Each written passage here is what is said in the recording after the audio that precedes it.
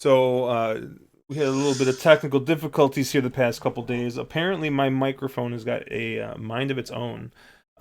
If you haven't had a chance to listen yet, we did record a podcast yesterday. Chase and I, since Mark is out of town and our boy Caleb is in the process of moving. However, my microphone decided to go on the fritz and just like sounded super blown out for some reason. So we testing out a couple things here, and all of a sudden my microphone's just like not working. No idea why. And then I'm like clicking buttons on my microphone, figuring it out, and then I think I have it fixed. And then Chase is like just sitting there, just like looking off into space, and I'm like yelling at him. He's not looking at the video, and sure enough, I hit the mute button. So we're off to a great start here. Yeah, Um, this is what happens. This is what happens when Mark and Caleb leave us up to our own devices. Whenever the B squad gets the spotlight. well, B squad we may be. We got the quintessential B squad track right now with Turfway Park running. Chase, it sounds like as per usual, you've done pretty well the first couple races. So as is tradition, it's time for us to miss the next 5 races in a row. Yes, just to completely shit the bed here at this point. It's it it's one of those good nights where it's playing kind of exactly as I predicted. Weather's been a little bit cold. They've had a little bit of moisture, so this early speed is just kind of flying, and so I've been able to really key on some easy horses to land on and get the right horses underneath exotics. So time for all of that to stop and for everyone to watch me flail profusely. And I adjusted a couple of the levels here, guys, on the recording. So you might, if you did turn us down a little bit, you might have turned us back up. It looks like we were just redlining a little bit there. So a couple adjustments on the fly here. Oh, Chase, you got a little bit of brown liquid in front of you there. I know. I What do you got there? it's a apple cider. It's no, just kidding. It's a Calumet bourbon. I'm still working on polishing off that bottle because I'm not quite the collector that you guys are, but I'm more of a savorer than anything else. Well, so the funny thing is, I always see people with these big like whiskey collections, and like, I mean, I think I probably got like 12 to 15 bottles open right now at probably any given point. Um, but I see these guys with just like shelves and shelves and shelves of just like whiskey, and I'm like, either they just buy way more than I do, or I just drink this stuff way faster than they do. So I don't know. I like to think that they just buy a lot more than I do, because otherwise we might have a little bit of a problem. Yeah. So I texted our boy Polka Dot Taylor today. I was telling him that I was going with Mike's picks today. So I got three. Well, I don't know about this Michter's. I don't know if that's really on his list of favorites. But I remember when we first started talking about bourbon, like the first thing he said was like, "Hey, don't sleep on this George Dickel bottled in bond." This came out last year. I forgot how many years it is, but it's a Tennessee whiskey, so it's charcoal filtered. It's got the little bit of the banana flavor coming through. And sure enough, he tells me this in like June or July or something. And come November, this wins like some crazy award for like whiskey of the year and is like impossible to find now. Um, but I enjoy it. I think I like the single barrel Jack Daniels a little bit more than this. But there's supposed to be a price difference. This is supposed to be about $15 cheaper, but because of the scarcity, it's about the same price. So Gotcha. at MSRP, this is probably punching at the weight it should. But if it's at the same price for the Jack Single Barrel, I like that a little better. Obviously, I got this bottle that Mark sent me, the E.H. Taylor Rye, which may be my favorite whiskey. Period. At Yeah. at this point, it's probably the best one I've had. So I might start with that one. And then we got the Michter small batch here. Um, which is just a solid, $45 bottle. Actually served the Michter's Rye at my wife and I's wedding. We did a signature cocktail, which was a Kentucky, a Moscow Mule, except with Michter's Rye instead of vodka. That was, I mean, people got just far too shit hammered for a wedding, so it was a success, I think. I mean, that's just what happens at a wedding. I mean, I know that's what happens True. at Mexican weddings. I don't know what happens at white people weddings, but The Cupid Shuffle mainly. the Cuban shuffle. I thought it was that. What's that? What's that? That Cotton Eye Joe song, right? That's isn't that a big white person wedding? Yeah. All right. So, my wife, from the Midwest, went to school in the Midwest, and then one of the first time we went to South Bend for one of her. Actually, no, I'm sorry. We were in Galesburg, Illinois, for her cousin's wedding, and her cousin and all of her cousin's friends went to Wisconsin, and they started doing the Cotton Eye Joe, and I was like, this is some white people shit. Like, I can't be a part of this. They're That's not. just drunk white people yelling bullshit at the top of their lungs. I have no idea what is happening right now. Yeah, that sounds like some. It sounds like some bullshit right there. So, anyways, let's get to going here on the horses a little bit. We got race 4 coming up here at Turfway. Looks like we got a mile on the all weather. This is a claiming. I always hate when they put just N1X because that X is always like I never remember. Is this just non-winners? Non-winners in the past year. Okay. Yep, that is it. Dude, if Uh, you ever if you've ever you ever played like Mountaineer, like it'll say like N2 and like B or C or some other random letter, and then like you read the conditions and you're like, how does this horse fit this conditions? This horse won like 4 races last like 2 months, and then it's like, oh, winner but it of didn't. yeah, non-winner of non-West Virginia bred stakes that's like pays less than $12,000. Yeah. But But this did is he win on an odd numbered Tuesday? That's the big question. That's the main condition that sets them apart, is did they win on that odd numbered Tuesday? the answer is yes. They always have won on that odd number two. Yeah. And a claiming price, have they started for a claiming price of pocket currently? So this 3 is looking like a heavy favorite here at 2-1. Um, what's on your sheet here? You know, I kind of tend to agree with this three. The only thing that I'm a little bit concerned about is the fact that this horse is going to be breaking from more of an inside post. So far, it's been the outside that's kind of done it, but this three honestly kind of looked much the best. Uh, I'm more than likely going to use this three. But only key it in first and throw it on top in a exactor or trifecta. That's been the play I've made the first 3 races that have kind of panned out well for me. Yeah, I'm taking a look at the PPs for the first time here and just kind of going through.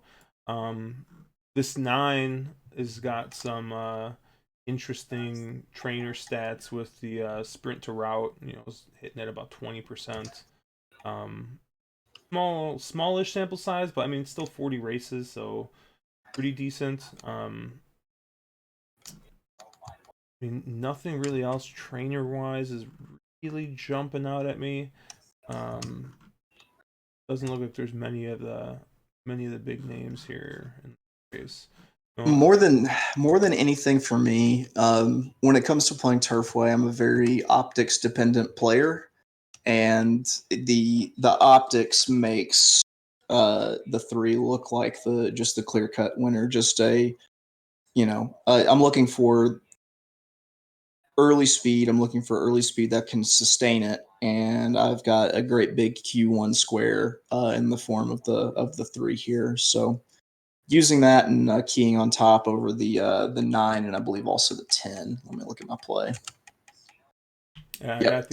I got the PP up here with some of the track feed. While we look, yeah, I mean, it looks like highest speed last race, best back speed. Um, does look like there's a couple of horses here that have the early speed to run with this horse. I just don't think that any of those horses have the same finishing kick that this three is gonna have. Um, so will be interesting to see. I mean, how short is this horse gonna get? That 9 to 5 right now, which if this three is really as lone speed as you think it is probably a gift. Yeah, I would agree. I honestly think even money or above is a pretty fair price for this three. Elwood's Advice is a horse that I've followed quite a bit during this meet, and I've kind of been waiting for him to take the next step. But I just don't think it's here. I feel like minor awards are probably in the on the menu for him. Got the Notion, same thing. Another one that I've followed. Been interested in a few times and maybe even picked, and it just hasn't quite gotten there. And just I get the feeling that they're running into a little bit of a buzz saw here. So I feel like the smart play is, even though you're getting 9 to 5, is to go ahead and key that three in either horizontals or exotics vertical betting, and try to turn a 9 to 5 into like a 4 to 1 or a 5 to 1 horse. Yeah, I mean, just kind of looking through some of these horses. The two looks a little interesting, but the two's going to be stretching out the first time at the distance.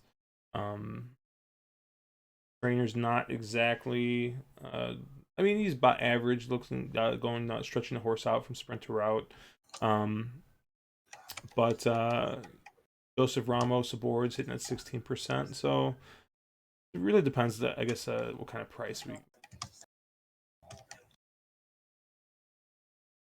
go board. And I'm gonna post my plays here in the Midwest chat for everyone to see. Oh yeah, if this three was 7 to 5 in the morning line, it's gonna. Yeah, most definitely. Although it does look like this nine's taking a little bit of money. So Elwood, as I like to. the nine, the six taking a little bit of money, and the three hasn't really taken a ton of money. So right around this morning. Yeah, I was actually really surprised when the last race went final and saw that the three was sitting at 2 to 1. Not that just big rush of early money. I have a few it's going to be slammed late. Um, Josh, do you ever use the other pools to kind of gauge what a horse is going to go off at? Like, are you looking at my screen right now? Because I literally just clicked on the double will pays just to take a look. That 11 looks very short. In these double will pays. And what I'm actually talking about is looking at the amount of money in the place pool. If you see a horse where you think it should be a much stronger favorite, it's not getting the money in the win pool, but if then you take a look in the place pool and it's just being slammed in the place pool, I've found that oftentimes that money, the money follows the place pool into the win pool and just gets hammered at the last minute. So I'm thinking that this 11 might take. Well, it's sitting at 7 to 2 now. You might actually end up with a little price here on Man of Blues because 11 taking a ton of money in the place pool. Dennis actually said that he knows the owner of the 11 here. So, um, I'm wondering, maybe Dennis, you know something here? You know something you're not telling us? We'll see. It's gonna take him like 30 seconds. Um, Yeah, I You know mean, what? there's not. 11's going to win, and I'm going to check my 5 to 10 DMs from Dennis warning me that the 11 is loaded is probably what's going to happen. Yeah, I mean, just looking at the past couple of races, I mean, has had a really good race, three back at Parks. I mean, some decent races at Monmouth too, at mile and 16th. So distance not really a concern. Horse is dropping in class pretty largely from an open claimer 12,005 down to this non-winners of one in a year 5,000. So yeah, I mean that's a pretty large class drop here. So maybe that's what people are seeing is a large class drop. Didn't seem to run all that great last time out on this track about 3 weeks ago at a mile. Pretty slow pace at 25 and 48 and 2. Well, 25 is slow at least. 48 and 2 probably about normal. Um, Yeah, they tend to go 24, 24. You know, around that 24-second range for the opening two calls, the opening four furlongs. So they picked it up in the second half. yeah, so this is a horse that shouldn't be distance limited and looks like was through after half last time out. So that's interesting. Gets Conning aboard again, who's been doing respectable, is hitting about 10%, um, and has got the bug allowance here. So One thing to note about that 11 is the post draw, drew post three last out, which at a mile you know, isn't as influential as it can be in these sprints, but it's something that's definitely wasn't working in its favor. That you can maybe say, well, it had an excuse last time for why it didn't run. It could have gotten pinned on the rail, or something along those lines. yeah, I actually think my pick here is going to be the 10. I'm gonna do a small win bet here on this 10, and then I'm gonna key up this 10 with the Um, reason being is just kind of looking back through some of these races. This 10 is going to be. I think this 10 is probably faster on the front end, or can be faster on the front end than this 3. Um, so if speed carries a little bit here, I think the 10 can get a shot at wiring this, and if not, at least maybe holding on for second. It's also just strictly a value play. I much prefer this 10 at 7 to 1 than this 11 at 4 to 1. Or so. The way I kind of saw the pace shaking, 310 go for the lead. Three more was more a little more likely to outlast the 10, and I actually gave the 9 a little bit of a shot to close over the 10 and actually sneak in there for second as 10 tends might fade back just a little bit. So given that, what I kind of followed through with my strategy here of keying this 3, and so I did a $2 trifecta where I key 3 on top and play 7, 9, 10, 7, 9, 10 underneath, and then I've got a $3 exacta keying 3 in first and 9, 10 underneath.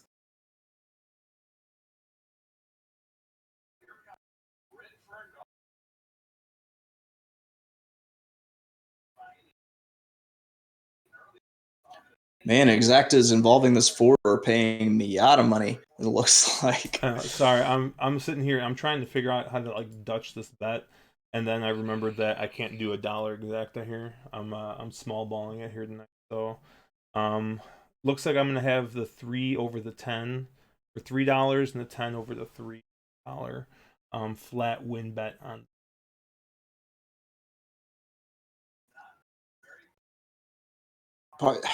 It's so weird not being in competition mode right now because I'd push you and tell you I just want to be super supportive of you, Josh, my friend, as you place these wagers in the hopes of financial windfall. Yeah, hoping to bet a McDouble and win a pizza here. 7 for 5 on Mana Blues and a Ghost Zapper. Since my wife and kids are out of town, I'm completely eating like trash right now. I had a At Turfway, 3 Red players Baron take the 4 meat distance. pizza for dinner Should be on or near the lead. because I lack the necessary skills Late. for adulthood. Certainly probably softest company Yeah, you've seen all day. we went out for lunch 7 for 5. today. Normally, me and my buddy at work, we go out for lunch on Textbook logo Fridays, Maxi like Silks. pretty much 80% of the working population, probably. But Team got he's set actually for off delivery. tomorrow, It and is open.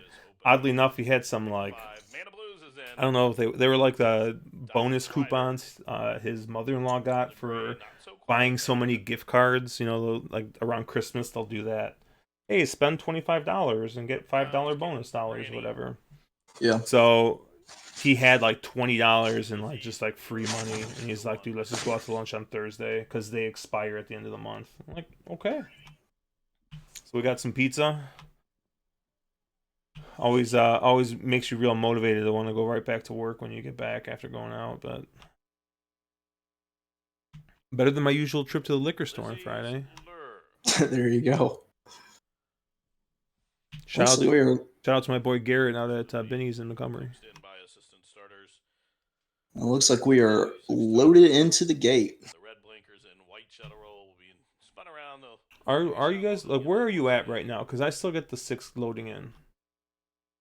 Um, And the gate crew I've does got as it well. pulled up Getting right on. in I'm out of the actually west. watching it on Leading TV the and load also is Brought. feed. As And on Lizzie TV they spins were off wrestling it to into the the gate. It outside. looks like the same as the case for the Gates in.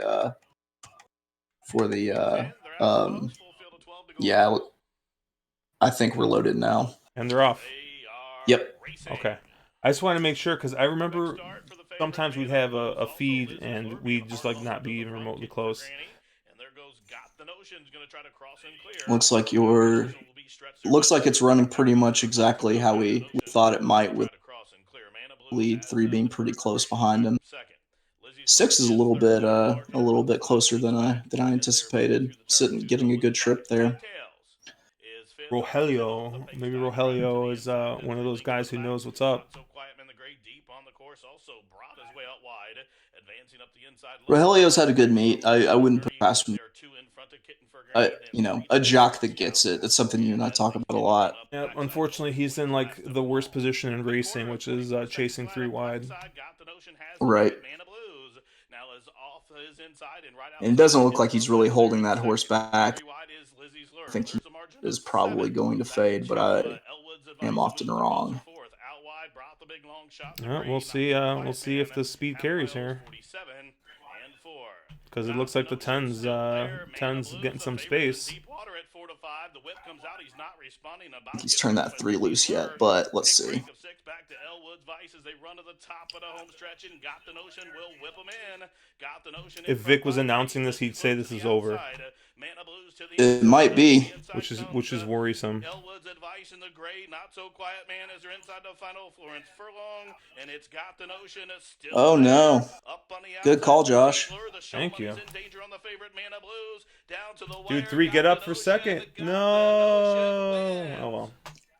Get him up, Scout was second. Lizzie's Lure Had a third. $4 Mana win bet Blues the there favorite. I on think that fourth 10. in 141. Had $4 in exactas that didn't cash, but we got a little cash here.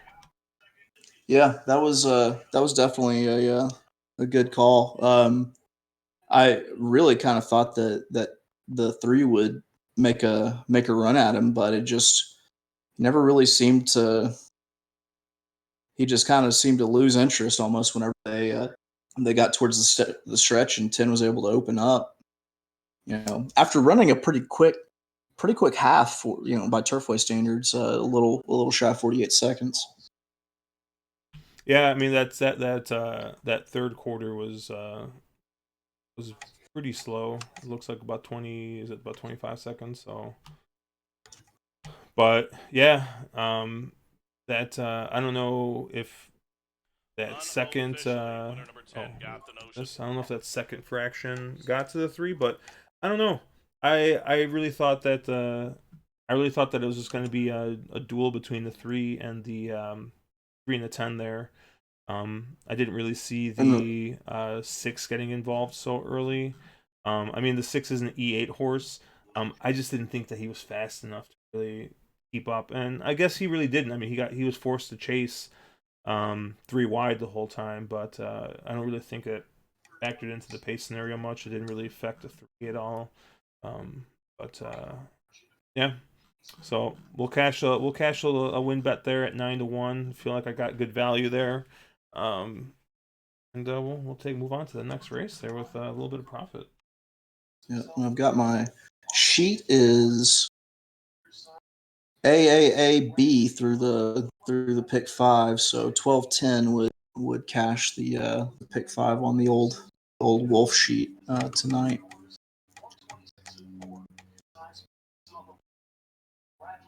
So we got a 6 furlong sprint coming up here next. Now, traditionally, these short sprints have,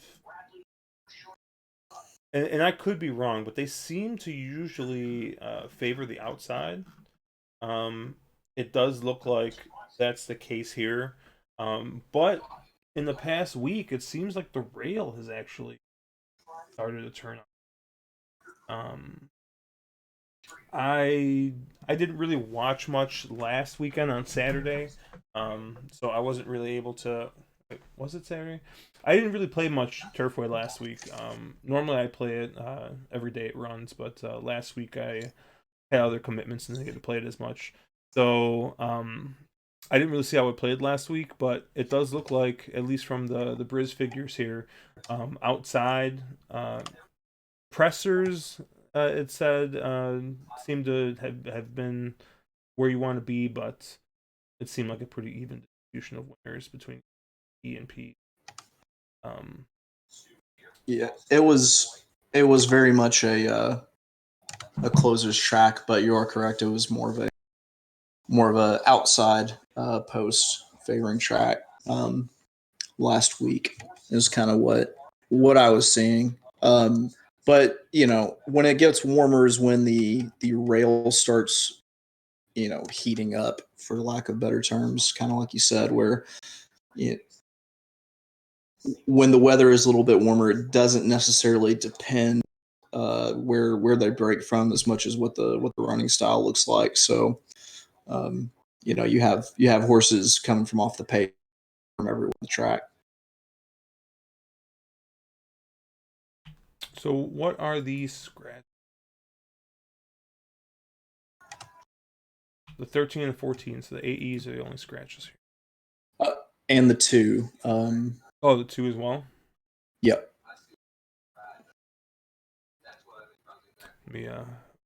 Normally I try and do this beforehand, but work has been kicking my butt, so I've been pretty much getting home and trying to scramble to get this all together. All right, so we got 2, 13, and 14. 13 did look like the possible speed here. Nothing else really jumps out at me as like a huge discrepancy. One of the first things I like to look at, and we have a video of me breaking down a couple races on, or maybe it was only one race, I don't remember, for like some random weeknight at Mountaineer, but me just going through the Brisnet PP, how I kind of look at a race. But I talk about it here too. I like to go to that race summary at the end on the Brisnet PPs. And then I really look at both the best pace figures and the average distance surface pace figures. And what I'm really looking for, like, I don't expect it to tell me the entire story of the race, but it's just a sketch. It's just like a first quick pass. Let me look at it. Let me look at the run styles. Let me look at the points. And then I look and see, do I see a very large discrepancy in either a best pace figure or an average distance surface figure? Because sometimes you'll sit here and you'll look and you're like, there's only one horse here is run averages a 90 E1 and a 95 E2, and the next closest horse is like an 85.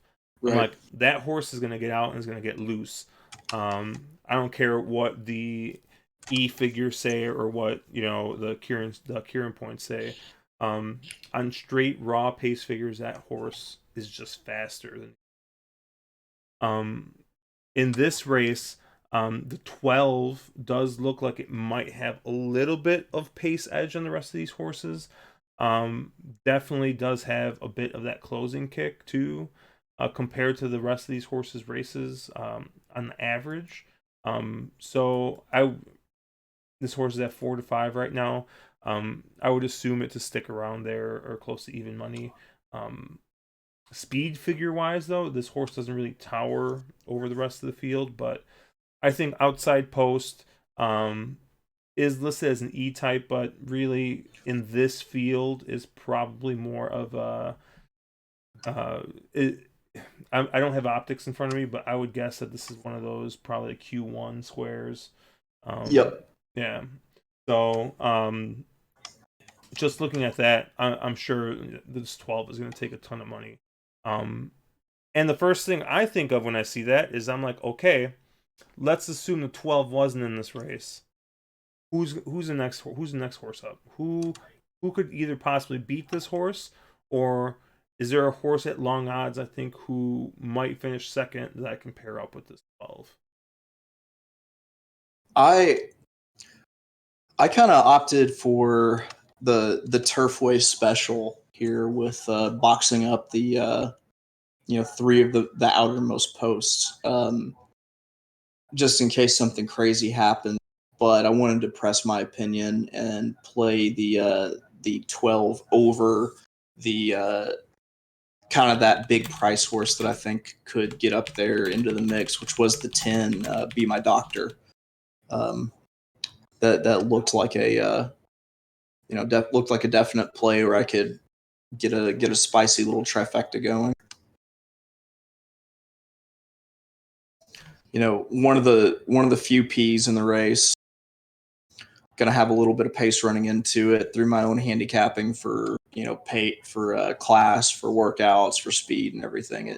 It checked the boxes, so it was a horse that's been in my I was in consideration to use. So yeah, I another instance of I think 12 is much the best, and I'm getting a 4 to 5. So in order to juice all the value that I possibly can out of it, I'm going to key it on top in the trifecta. Yeah, I'm looking at a couple of these longer priced horses, and it's like I want to believe. I really do want to believe, but I just don't. I'm trying to see if I can get around this 12 right now.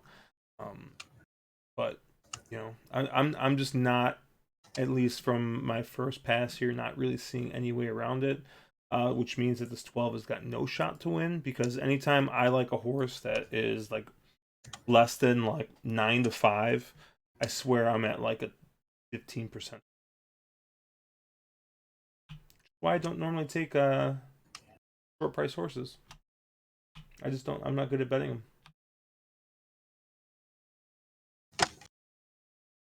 Yeah, when I went through today's card and kind of and to prepare for doing my sheet, it honestly really looked like a pretty chalky night.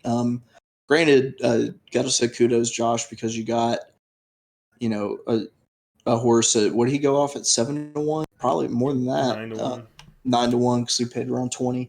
I mean, you managed to score on a horse through just like a chalk laden series. So it's always nice to kind of be that chalk eating weasel for a few races, and then be able to hit it whenever your opportunity for something with a little bit longer odds shows up, and you most definitely did that. Yeah, I know. Sometimes I really think that I had Pack's knack for being a chalky weasel. The man can pick chalk. I mean, the man's one of the best at picking chalk. I wish I had that skill. It would help me immensely in trying to construct horizontal wagers. Yeah, I mean, that is a handicapping skill of its, being able to just say yes, the chalk is going to win this. It's something that I think a lot of people are afraid to do. Like they're in the mentality of, I have to beat the chalk every single time. I'm more personally of the mentality of I'm going to beat the I'm going to use the chalk and get more value out of it than instead of just trying to beat it every time and putting in losing bets trying to beat it.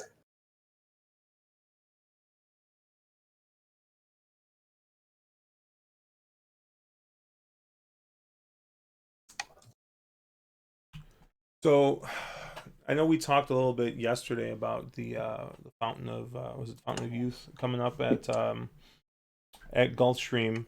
I know you're not a huge Gulfstream player, so what are you looking at this weekend? Are you still focusing most of your play through um, Oaklawn?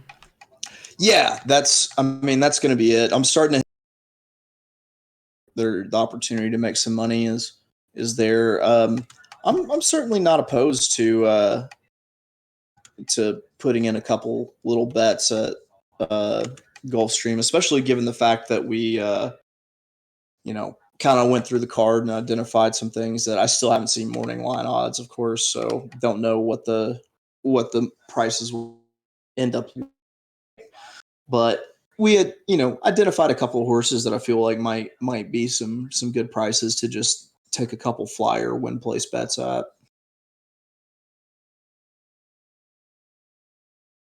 So short answer, Oaklawn and Gulfstream. Yeah, I mean, I don't mind Gulfstream. I know Gulfstream is kind of shady, but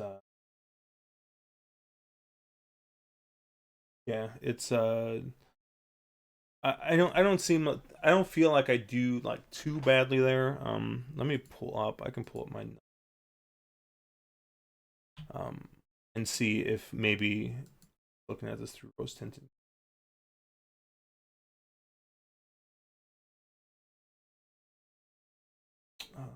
Gulfstream. I'm doing terribly at Gulfstream. I take all that back. I'm doing awful at Gulfstream. I'm actually doing very awful at Oaklawn as well. Oddly enough, the only thing that saved me at Oaklawn is that big win bet I that just fucking hate you. destroyed everything. I hate you so much right now. So much right now. Honestly, the worst part about Oaklawn is that it's my fourth most bet track, and I'm just like complete awful.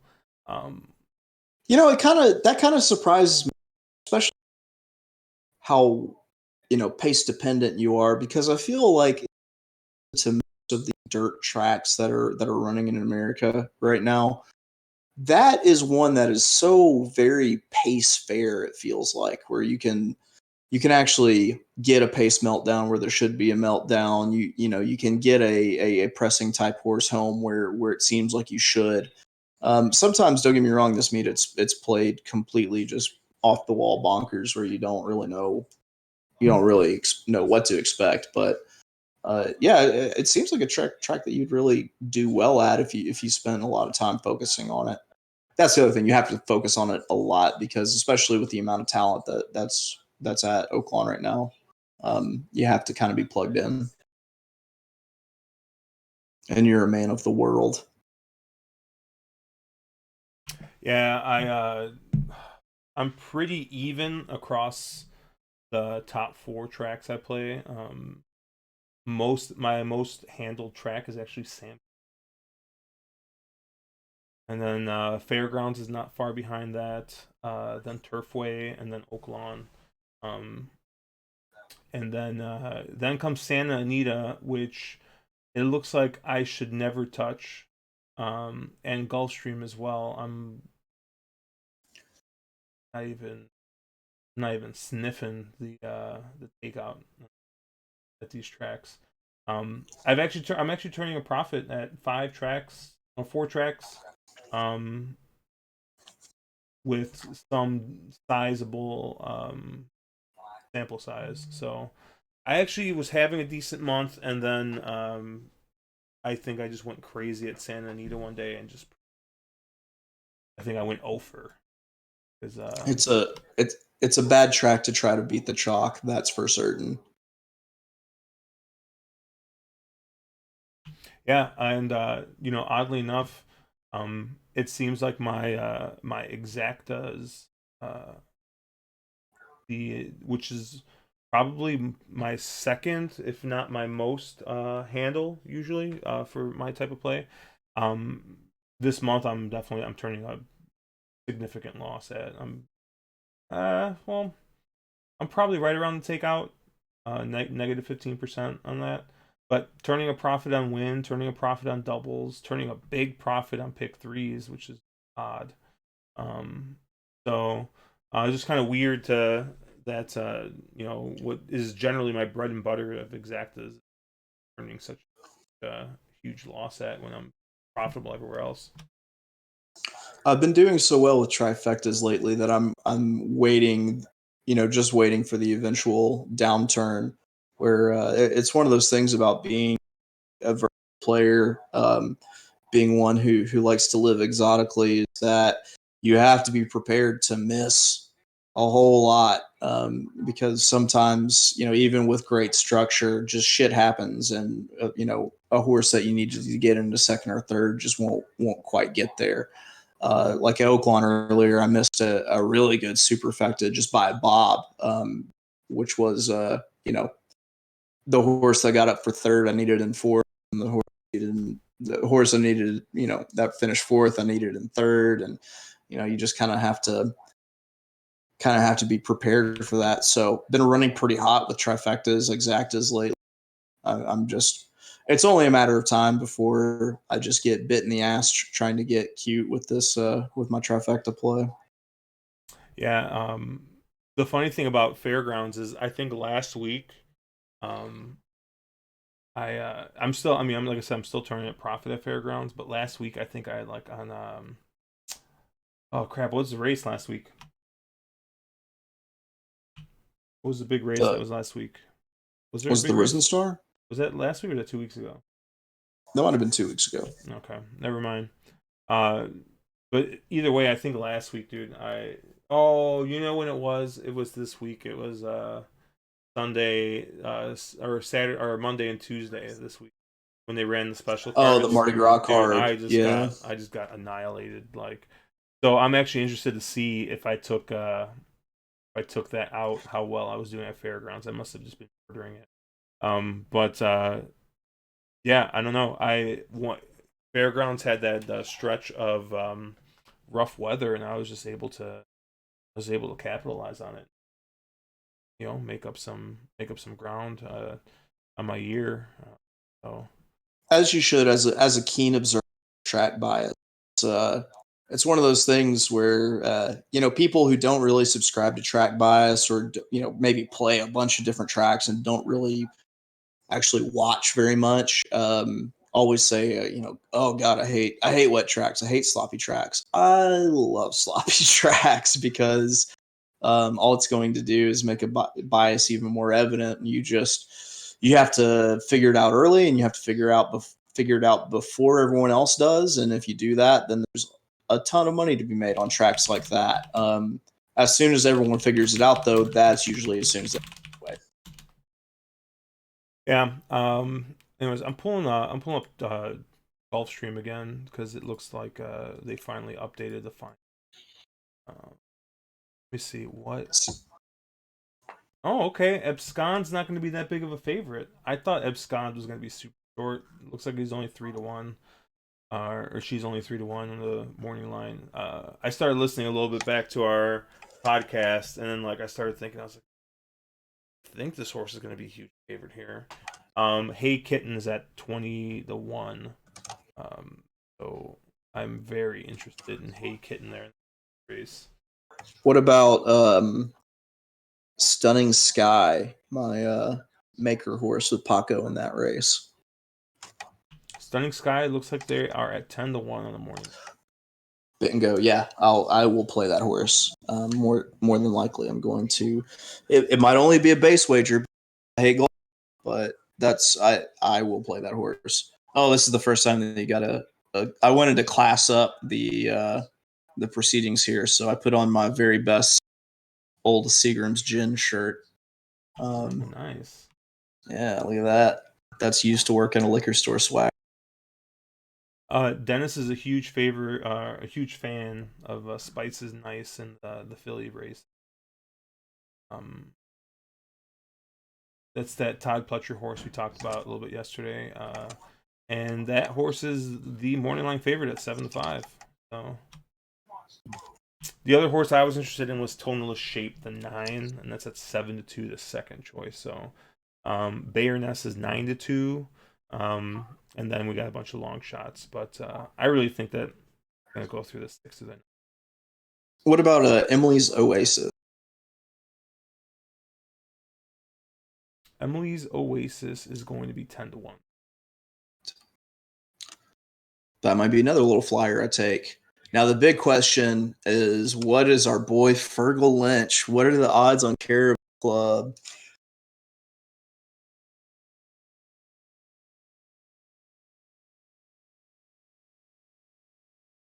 Oh my God, which race is that? That race 11. 11. Caribou Club 6-1. That's a good price. Yeah, I mean, I'm just not crazy about. I'm not crazy about Sombaye and the other Hembry. Hembry. Yeah, but I mean, Hey Dakota is going to be 4-1. Looks like that's the morning line favorite. This is a real soft favorite. And then you got Sombaye at 9-2, Hembry at 5-1, and then Caribou Club at 6-1. Gidu at 8-1, and then it kind of gets. Now that sounds like a fantastic race. That if you were going to try, if you said there's one race I'm going to make a to play at, that would be the one with that many soft favorites, with that many betting interests. Because you could probably even get the first two choices top, 1 and 2, but with favoritism kind of evenly spread, lukewarm favorites, that those will really kind of pay off for you. So if I were to tell you that you could get Hog Creek Hustle at 12-1 in this mile race, are you taking a trip to the ATM? Yeah, and then I'm asking if anyone wants to buy a 2012 Toyota Tacoma while I'm there. Once I max out what's there. Yeah, that's. I'm kind of it. surprised there a little bit. It looks like Mr. Freeze is going to be the favorite. God, I fucking hate Mr. Dude, Freeze. I don't know. Fat Man's going to be 4-1. I think Fat Man will probably be the favorite. I don't know. It's going to be interesting. Fat Man's my top pick there, but I also want High Call and Hog Creek Hustle. We talked about this yesterday. So, yeah. I mean, like, Zenden's going to be 9-2. Like, that can't be right. All right, let's take a look back here real quick at Turf, or we raging at the full stream odds. We're 2 minutes to post. 2 minutes to post. The only other horse that I was really interested in here is the 5 horse.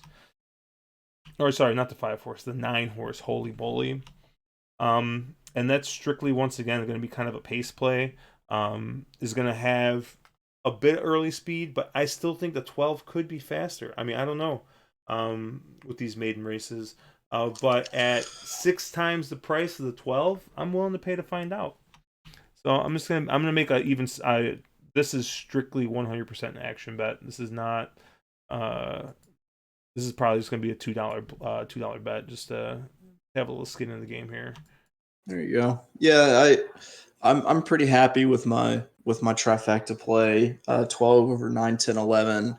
My 9, 10, 12 box, and then I've decided to run a little ice cold double for $2 into the 6 into the next race, which was my my top pick there. Let's take a look what this 12-9 exact is. $23 for 2. With a 3 to 5 favorite, that is not bad. Yeah, it looks like this 12-4 exacta is getting handled. But yeah, well, whatever. Let's box this up for $2. Just get a little action. A little 9-12. If I could get this thing to go 9, 11, 10, I'd be so happy. I had to bring in my wife's accent for that one. so happy. Oh, she sounds that. It only comes out every once, Starting gate is now but yeah, closed out. it's that hard Midwest accent shows up from time to time. Shouldn't say like baggage or anything. It's still a She's baggage. from Iowa, right? Yeah, she's from Iowa. No, yeah, she's Midwestern as hell. Be My Doctor coming up 32 to 1. The land that Spice forgot. Jack Sparrow for Tomlinson and Jordan. Illume, the Adams family, and then a Post Impressionist at 3 to 5 on the drop-in class, like cutback in distance. The white blinkers, red cap to the outside. As they continue to work with Illume. Yeah, the 12 got hammered all the way down to 3 to 5. As well from Iron Age, but now he settles.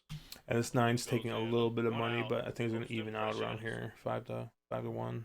For Motametti and Gotzi, the big favorite to the outside is. All right, we're in the gate. Post.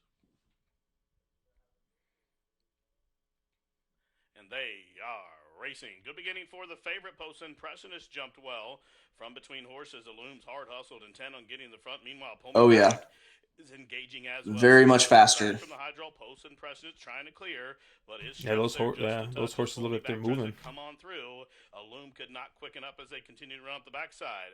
Be My Doctor joins the front. Gotta just kind of hope that he runs this 4 and 6 into the ground.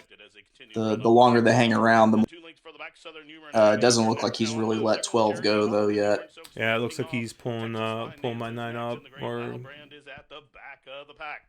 Pull Me Back up and after the lead is turned back the favorite by just about a length and a half. Post Impressions. No, you got to let go. You got to let him go if you're going to catch that 4. Stalled from third.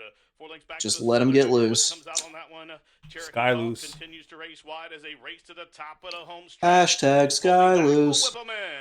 Yeah. Oh wow, there goes that 4. That was a dog shit ride. That was a dog shit ride by the 12. Just let him go. Who was on the 12? Let's take a look. Jacob in the chat all over that 4. That was Leandro Goncalves. Yeah. Gone Calves. Yeah, that was that horse wanted to run and he did not let him. That was his fucking fault. Rogelio, man. Rogelio once again got his horse out, and this time instead of chasing 3 wide, he had enough horse to get to the lead. So, I mean, look at that. Look at that quarter, 22. Yep. Which even 22 and 7 or 22.72, which is blazing by Turfway standard. Yeah, they'll put up some pretty quick fractions in these sprint races, but yeah, 22 is quick no matter where you are, I think. Dustin hitting the exacta. Sporting Chances calling out Leandro for being a fucking idiot. I knew I liked Sporting Chances. He saw it my way. Well, so as advertised, have an excellent first 3 races, and then as soon as the lights come on and I hit the big stage, I get just hammered here. Yeah, I'm glad I'm taking a look back at these. I'm taking a look back at this 4 and trying to see how I get to it.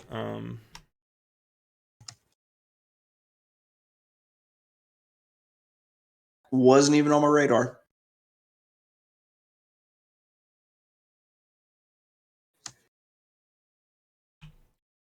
I mean, it's got Ronald Hale is a trainer. Looks like he's in a small sample size. He's got some positive training stats in this move, but yeah, that was his first win of the meet. Was pace figures though don't look all that slow. I mean, you know, the horse was getting out there and with speed holding, maybe that was enough to carry that horse home. I mean, the way he opened up and just went. One of Mike Maloney. I had to look at the spine of the book, so I always forget his name. One of Mike Maloney's, I think it was Mike Maloney, says the way that you can see that there's a bias usually is if uh, you see these very very large gaps in the In first second. and second horses, or if Yeah. like the top two horses are just like neck and neck, and then there's a big gap. You know, usually when you see those bigger gaps of similar style running horses, it usually means that there's some kind of bias. So the speed bias might be on. Yeah, the speed bias is most definitely real, especially with the way that those last two horses, as soon as they opened up, because I'm looking back and I'm gonna do as a handicapper and say what did I miss with the four here, and I really don't think that I missed anything. Here's why I wanted absolutely no part of the four. Um, for one, uh, I gave it a star for class because it's making the drop from a 7.5K maiden claimer to a 5,000. Great.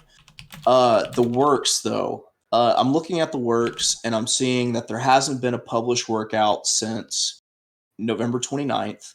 And then I'm also seeing a decline in form. Now, it might be a horse that has a AB pattern because just looking at the Briz speed figures, came off the layoff off its last work on the 25th of November to run at the 29th of November at Churchill Downs, put up a 61 figure.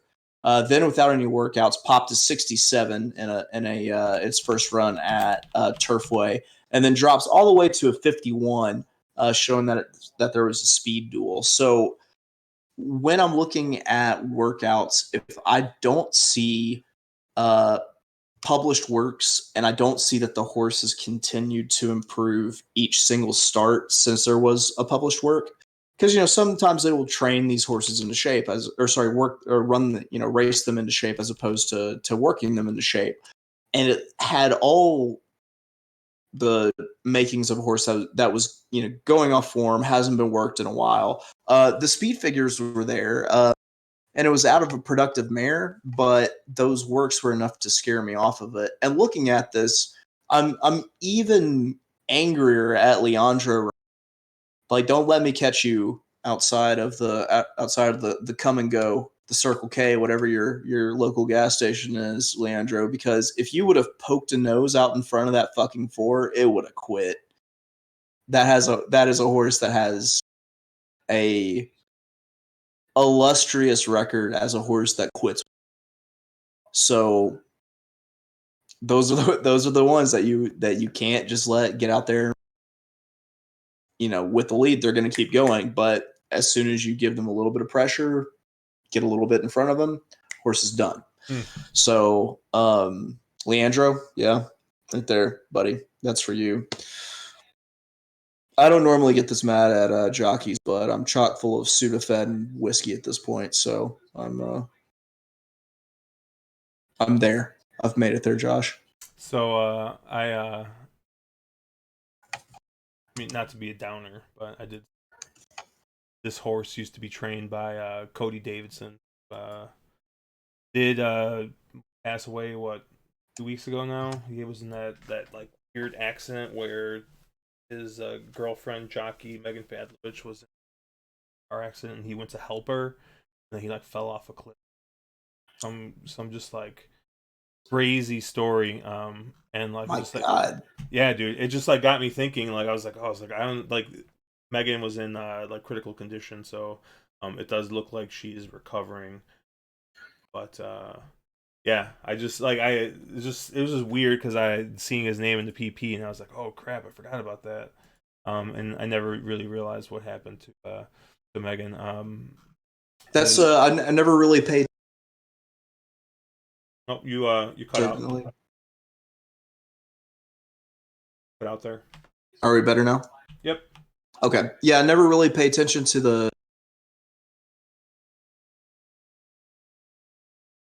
do pretty well. That's I that you mentioning this is the first that I've heard about it. So most definitely thoughts and prayers to her and her family, and hope that she's back in the iron soon.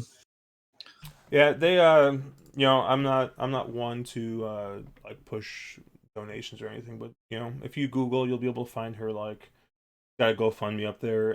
Cody did leave behind 2 kids, so if you do have any extra money, feel free to go ahead and toss some money their way. I know the Discord, Megan Fadlovich is more of a like a Discord thing because we do play Mountaineer often, and she is one of the probably like second tier Mountaineer jock, so she gets quite a few rides out there. So just her name just is I guess more in our heads than just like some random other jockey. So yeah, so it's out there, and it looks like she's recovering. So that's at least good to hear. So I know Jacob over here said that the horse was workout in race dropping. So I'm guessing what he means is that if we look at the horse's form, the horse's last recorded work was November 25th. And after that, it seems like the trainer decided, hey, instead of actually working this horse, we're just going to race him to get him into racing shape. Um, so it looks like ran him at 6, ran him at 6.5, stretched him out, and then cut it back. Um, so kind of a similar type of like something like you would see like in a regular work pattern. And then he was dropping him in even lower down to a 5K claimer. So And that's fair, and that's a good point. And I mean, it's that they're especially looking at horses that are going into races claiming for $5,000. Those are certainly horses that don't get the regular, every 2 weeks type work. So I'm always very conscious of trying to find these horses that are being raced into shape. It's just I always need to see that there is consistent improvement each time that they race. And so that last kind of step down from the performance two back is why I said that's a pass. Also, the fact that the trainer was over at the meet. Looking at Briz had some very strong trainer for going. Was it sprint route or route sprint route? I'll have to look at it again, but or I guess route sprint. Strong angles, but that only means so much. You're hitting for the old golden sombrero. You're just striking out over and over again. So yeah, whoever in the Midwest had that horse, I mean, kudos, because I sure as shit didn't see it. Jacob says he loves the word "stop" in comments. Loves the word stop. Yeah, like the horse stopped. Which actually, now that I think about it, does make sense with this Ford, especially if they're going to. Looks like the Ford dueled, and then at about the top of the straight, it looks like he stopped. So going from a mile that cutting back to 6 furlongs. I mean, yeah, I mean it does make sense. The pace figures, like I said, were close-ish. I could definitely see how you'd come to it. I thought the 9 was going to be a little bit faster, and it doesn't look. 9 really never really got into it. And part of it too was I just thought the 12 was going to be a lot faster. Most definitely, yeah. After reading Betting with an Edge, the one big modification to my handicapping that I've taken with me out of that book is I used to just kind of look at the last 3 races over the surface, be it a fast track, be it whatever the condition is for this anticipated condition is for the surface, and I'll throw out every single race that doesn't fit. Since reading that book, I've really learned to go back through and take a look at comments, and if the comments don't really line up with what I'm seeing in terms of performance, try to watch a replay, um, and I will throw out, you know, instances where the horse ran into trouble. I'm finding lately, and it's starting to dawn on me that I need to start tossing races where I see dueled in the comment lines, and the horse wasn't speed of speed and won. Horses that dueled and lost, because that's it's a less obvious trouble trip because the horse didn't have a bad break. It wasn't didn't bore out. It was didn't come in. It didn't get checked. But uh, running into a horse that wants to go just as fast as you when you're the early speed, that's trouble. That is most definitely trouble. So um, him making that comment, that just kind of reinforced that I need to be a little more cognizant of the word dueled in the comment lines.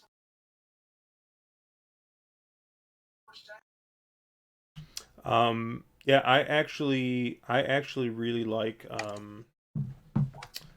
in this next race. Like, what the heck am I looking at? I had I don't know if this happens to you, Chase, but like when you download the Brisnet PPs, it opens in your browser instead of like opening in your PDF editor. Then I gotta like click the Yeah. actual save button. Like, I don't know, whatever. I'm sure there's a way I can fix it. I could figure it out, but I just haven't bothered doing. So I'm sitting there and I'm looking in my browser at this PP, and I'm like, none of these horses are in this race. I had golf. Um, uh, I forgot where I was going with that. But I started looking at this race here, and I really want to bet this one, like with both hands at this point, because if this track is going to hold the speed, I mean, I don't see any other speed signed up but this one. I had a different take on it with speed. I am very enthusiastic about the number 6 Statesboro here. This is a horse that has had success at the 6 furlong distance. It's stretching out to a mile for the first time in its entire running history. Has never routed before, and sometimes those horses just all they know is run fast, and they can really they'll get out, they'll run fast, and no one will ever catch them because no one wants to go with them and go suicidal in this route. So I like the 6 Statesboro, and I love them at the 7-1 price here that we're getting in the pool. Or as my great grandmother from Georgia used to say, poo. Sorry, I was looking at Evil Bob Dole went ahead and posted a tool. I think he's got it up in. I don't know if he shared it or not, but if you DM him, he will. I think he'll share you the Google It's the like a Google Doc. horizontal bet tracker, right? Well, what's kind of cool about it is what it does is it kind of analyzes your structure and tells you exactly how much money you have running through each horse. That's cool. So, if you're trying to like anticipate a payout or anything like that, you can kind of see what odds you're getting on certain horses and stuff. I'm not a huge horizontal player. I might see how it. Maybe I'll probably use it tomorrow night when I play Sam Houston, and that's where I tend to do like rolling pick threes and stuff like that with that low takeout, and high base bet, which is just like I never realized just how much that supercharges the pools. I mean, like the other day we were playing. I think Caleb and I were playing, and it was something like a 7-5, like a 5-2, and like a 3-1, and that $1 pick three paid like 120. Right. And it's just like holy freaking crap! Like this is just ridiculous. Um, so I think that's what I'm gonna focus on tomorrow night is playing those pick threes and rolling those in. But yeah, interested to take a look at his tool. I know I normally don't play I normally don't play, huge horizontals except for like real big days where I might have the pools are going to be inflated enough, or maybe I can toss in that small bet for a big four. I can tell that I've had a little bit stronger of a pour of whiskey than I normally Evil Bob Dole's tool. Um, and on that note, I'm gonna hit the restroom and And freshen this one up. there you go. Yeah, I'm about to freshen mine up, but luckily for me, I have the other bottles here. Actually, you know what? We're gonna take a quick little break. Oh, I don't have it set up yet. Go ahead. Go head over, and then I'll leave when you get back. All I right. just gotta grab my water from downstairs. It's not a big. But it looks like we got 8 minutes to post here in this next race. We haven't really talked much about this race, but I am going to pull up PPs here. So, um, I am very interested in playing this one here, called West. Lone E horse here. Now we do have Statesboro and Vandross who do have some decently high, Kieran speed points. The other horse I am kind of interested in is actually the 6 Statesboro. This horse has shown some decent speed at this at sprinting here at Turfway, so he's going to be stretching out a little bit. But it looks like he's never run at a mile, so that does concern me a little bit. Does have our boy Leandro aboard. Um, shout out to Leandro and him just like killing tickets. Uh, but yeah, this one, um, I just think that this one's gonna have enough speed to get out and get in the lead, and we're gonna see. We're gonna see if speed's gonna hold here. If it does, I mean, there's just no one else who I think is even remotely close enough to run with them. Um, the 6 does pose a little bit of a hey, I'm gonna take first run at this horse. But I think the 7's gonna be coming from way too far back. So I'm not very interested in the 7. Um, the 8 could be an interesting play, but once again, this is a horse that's going to be stretching out. Um, and this trainer doesn't look like he's very good doing the sprint to route move. Second off layoff, first at a route. I mean, he's won once, first at a route twice, second off layoff. Those percentages are off with a small sample size. But the rest, you got a bunch of off the pace horses. You don't really have anybody with a lot of early speed. So I just very tempted to just want to play this lone speed horse here up front, and and see if we can maybe double into the next race, or if we can, I mean, 12-1. That's nothing to sneeze at. So see if we can get the one. Dennis, our boy Dennis here likes the 3. I do like that. My favorite West Coast jock, the big Irby Figueroa is riding the 3 here. Looking at his last race, he did win his last race from off the pace earlier this month, and looks like you know see, I don't keep as good of notes as Chase does, so maybe Chase will be able to say something. But I don't know if this was a closer day. I don't know if this was a outside day. Where was he breaking? No, he was inside. He was from post position 3. So, but he did looks like he did angle out and he closed. With looks like was that Rafael Hernandez aboard. Um, so yeah, the 3 does look good if we were going to want to play something off the pace. I'm trying to fade all of these closers, and I'm gonna play what I think is lone speed here in the 1. Oh, and there's Crypto. Crypto is back here. What's up, Crypto? Oh my! Hitting the button. I'm like, why is it not changing? It's because I have the same screen locked up.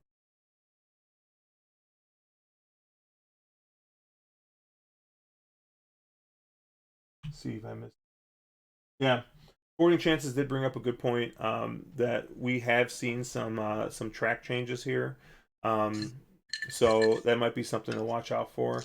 All right. I will. That's known as the Wolf Special, where after the third race they decide to go over the track with like like a rake or something and just like fuck any kind of bias up that he might have. Are we talking about the radio feed down to the tractors at Turfway? Yeah, That fuck it all up. Just fuck it up. after I this, don't care what you're gonna do. yeah, just drive in a serpentine motion. Press the up and down button on the thing that's behind them. Dump water on it. We don't care. Fuck the shit up. Hold on, let me find the picture because I think there's here it is. Let me go back to the desktop. They do one of these. Do the they just fuck my shit up, fam. Give them one of those haircuts right there. I have a good track there. Yeah, so I'm on this one here. So I'm gonna put. Oh, we'll just do even $5 to win on one, and we're just gonna double out from this one for $2 out to the 9 and the one that I like the next race too. I know I like the 9. 9 made a lot of sense. It's gonna be the heavy favorite next race. There is a lot of speed here. This next race. So I wonder if the next race is the time to get contrarian. I think that you could get a fantastic price on Busy Mischief in the very next race. I went with the 9 as my top pick on my sheet because, I'm not going to be that dude that just tries to beat Wes Ward and over and over again at Turfway because statistically that is just a stupid idea. However, Busy Mischief last out lost to I want to say is in the next race, but Sugar Sugar Sugar. Yep. And that was on a night because I remember this because I had the horse that ended up running second in that race. I had that horse picked as my winner. After seeing how it played, however, I was like, that's Sugar Sugar Sugar's race because it was a straight up closer's track.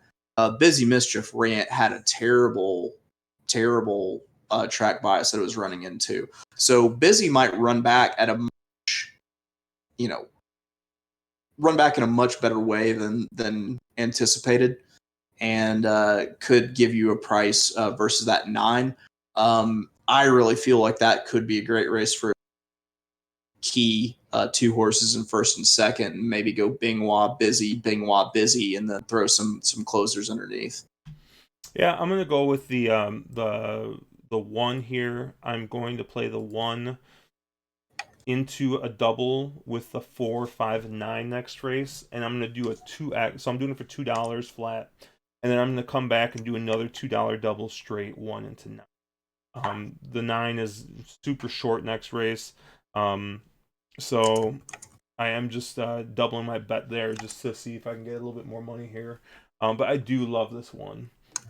We'll see if this lone speed happens. I'm gonna go grab my water real quick. All right.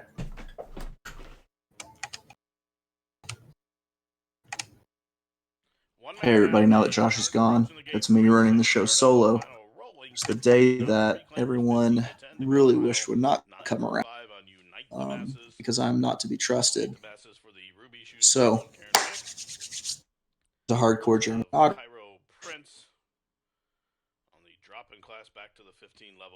While Josh isn't here, I'm going to take the to just go ahead and say how much I really Josh setting everything up and following and really kind of getting all of us on our shit to put our write-ups together and get together and streams, and goddamn he's back. Oh no, what'd you say? Oh, nothing. Absolutely nothing. You'll have to watch the video. I'm gonna pour myself some of this Dickel now. No, I was saying, Josh, that how kind of taking on the wrong lead by the reins, as it were, and being the person who kind of manages this whole thing and gets us where we're supposed to be on time, being on the streams and in the podcast, and then also post the content and really does the legwork for what I feel like is a pretty cool thing that we've got going. Yeah, no problem, man. Especially with how rough work's been the past couple months, it's just nice to have something else to pour energy into when you get home. So it's been my pleasure, man. Oh, and the one jump and to start. And look at 6 go. Go on, Statesboro. You got your boy Leandro aboard, though. I don't know. God. Hey, Leandro, well, and he let him go. Isn't that he let him go. It sounds like what happened last time. He's poking that head out in front. There we go. This looks promising. That one took a lot of late money, huh? Sure did. And he's just letting him go again.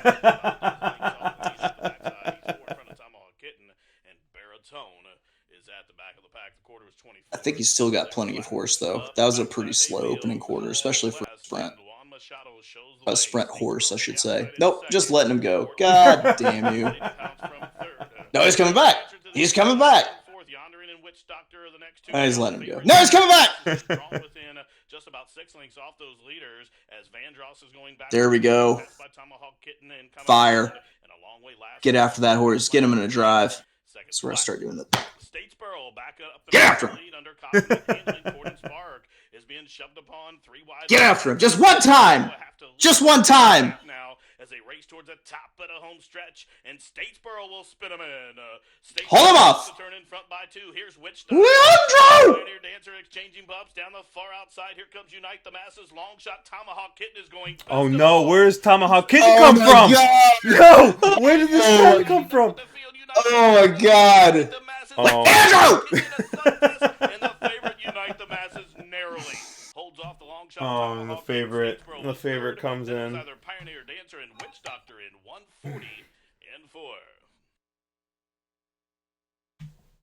I couldn't tell if your video froze or if that was just you and just like complete disgust. That was me wondering where's a nice hidden place to park the car where the repo men won't find it. After Leandro just did that to me. Son of a bitch. Who won that? Was it the 10 or the 7? The favorite. The 7 got there? Yeah, 7 got there. Oh, okay. So I put in a pick 3 late. I think I posted it in our chat, and then also I'm not sure if I got it up in Midwest. Let's see. I didn't because I'm a douche. I started a pick 3 with the 6 and the 7. Let me see. 6, 7, 8, 9, 1, 4, 5 on a I want to say $1 3. Unofficially, winner number 7. What was the price on the 7? Second number 10, 2 to 1. Third number 6. 2 to 1. Well, chalk, but still alive in the pick 3, which is the big thing. Interestingly enough, the morning line had this race pretty wide open because the 7 was a favorite at 9 to 2. So it looks like the 7 got bet late. I thought that 10 was going to get there. Goodness gracious, what the heck? Man, Leandro fucked that race and then unfucked it and then refucked it and then unfucked the refuck and then refucked the unfuck like 5 times in that race where it looked so great and then it looked so terrible and then it looked so great and then so terrible again. Yeah, just Statesboro didn't quite have the legs. That's probably not on him as much as it's on the horse. My question is that, so remember in our private chat, Caleb was making fun of me for marking our podcast as explicit. Does he not realize how many F-bombs we throw when we're talking about this stuff?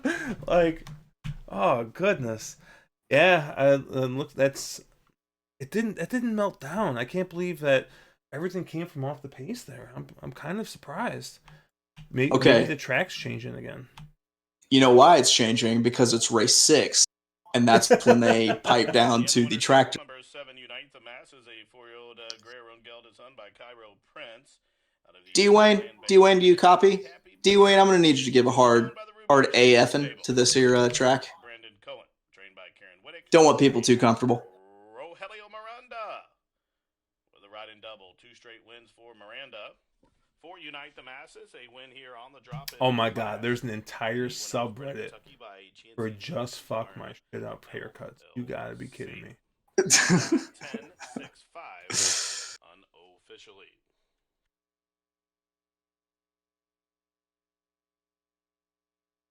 I know Statesboro still showed.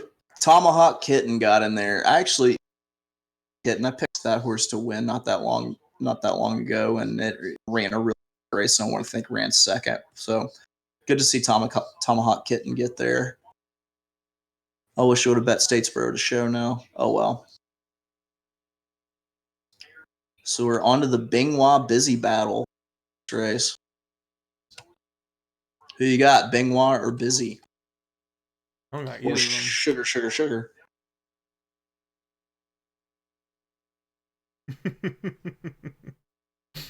Sorry, I'm just laughing. Oh my goodness, here it is. This is what they do. Goodness gracious. That's it. That's what happened to the track. Official 7-10-6-5 official. The winner will return 620. Let me see if this will let me do this. And 340 to show. Nope. Won't let me paste it. Awful. For a buck, $317. Is this a fuck my shit up haircut? Oh dude, it's something else, man. Superfecta $3,451. I have to actually go into Discord and send you this because you won't believe how bad this is. The pick 3, $155.75. Up next, race number 7. Be aware the number 5, Take Charge Angel, will be equipped with bar shoes on both fronts. Again, the 5. Go to that picture. On both fronts. Race 7 starts the final. Dude! Oh no! That's like a Friar Tuck bullseye face haircut. Oh man, and those glasses aren't. Those glasses and those lips not helping things out there. No. It's like someone put a brown hairy target around a bee hole. That is his pink lips. Oh my god. And then that gentleman is by far abusing his hair privileges. People like that go bald because they abuse their hair privileges and they're not allowed to have. Oh my lord. I think TXGI would look pretty fucking dope with that setup. He's probably like, dude, I already had that haircut. Yeah. I had that back when I was listening to Paul Wall back in the days. Oh man. All right. So now, after seeing that last race, I think I'm all about this 4. You're all about the 4? I'm all about the 4 now, this race. Sugar. I don't think it's a bad pick. The horse so nice they named it Thrice. Yeah, I feel like you take. Was that good? No, dude. Sporting Chances just said, I let my kid's sister give me a haircut once. I ended up shaving myself bald afterwards. Very nice. I remember when I was like how old was I? Dude, so my parents went to Mexico for I don't know how long. They usually go for a week. I think at this time my brother was in high school. So I don't know where my sisters were. I think they might have been at college. So they were gone. So I think it was just me and my brother at the house. My parents go out to Mexico, and my brother throws like a raging party. And in order for me not to tell anybody, he buys me a large pizza, and then he gives me like $25. And I fucking kept my mouth shut, dude. I didn't say anything. But as soon as my parents came back, the whole place was in fucking disarray. and they found like he just didn't do a good enough job cleaning it up, so they knew. Like he did the whole like old school, hey, buy a keg, charge people $5 for a cup kind of thing, and he just like made a killing. I think he said he made like $300 or $400. It was something stupid. Jesus. Yeah. So, anyways, I'm pretty sure it was that same week when my parents were gone. My brother had the bright idea of shaving my head, and I was just like, yeah, sure, why not? And like, if you've seen me, dude, like I've always like since I don't know, since I can remember, I've always had like hair. Like I've had like in my family, everyone tells me I have long hair. I mean, my hair is not super long, but like this is like long hair to my family.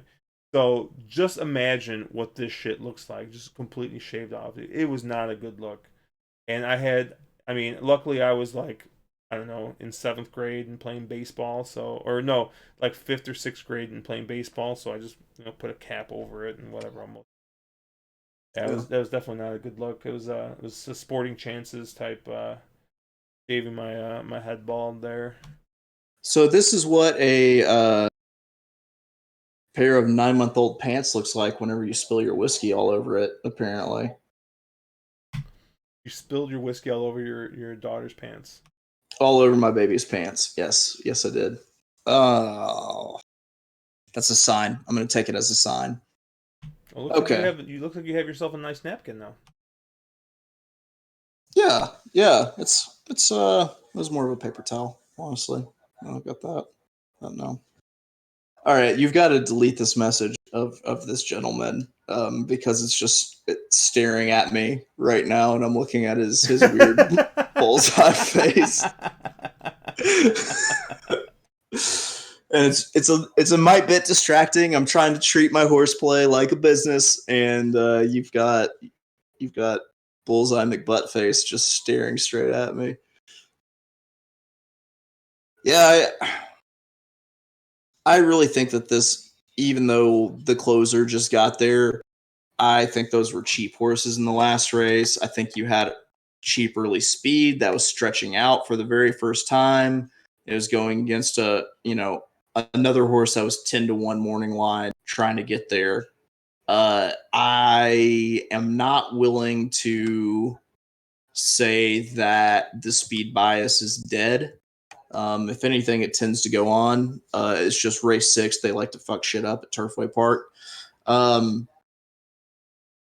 I'm probably, though, going to play Trifecta using Sugar 3X and Busy because I think you actually get a lot of value here, considering that he was running on a closer's track last time and didn't really get the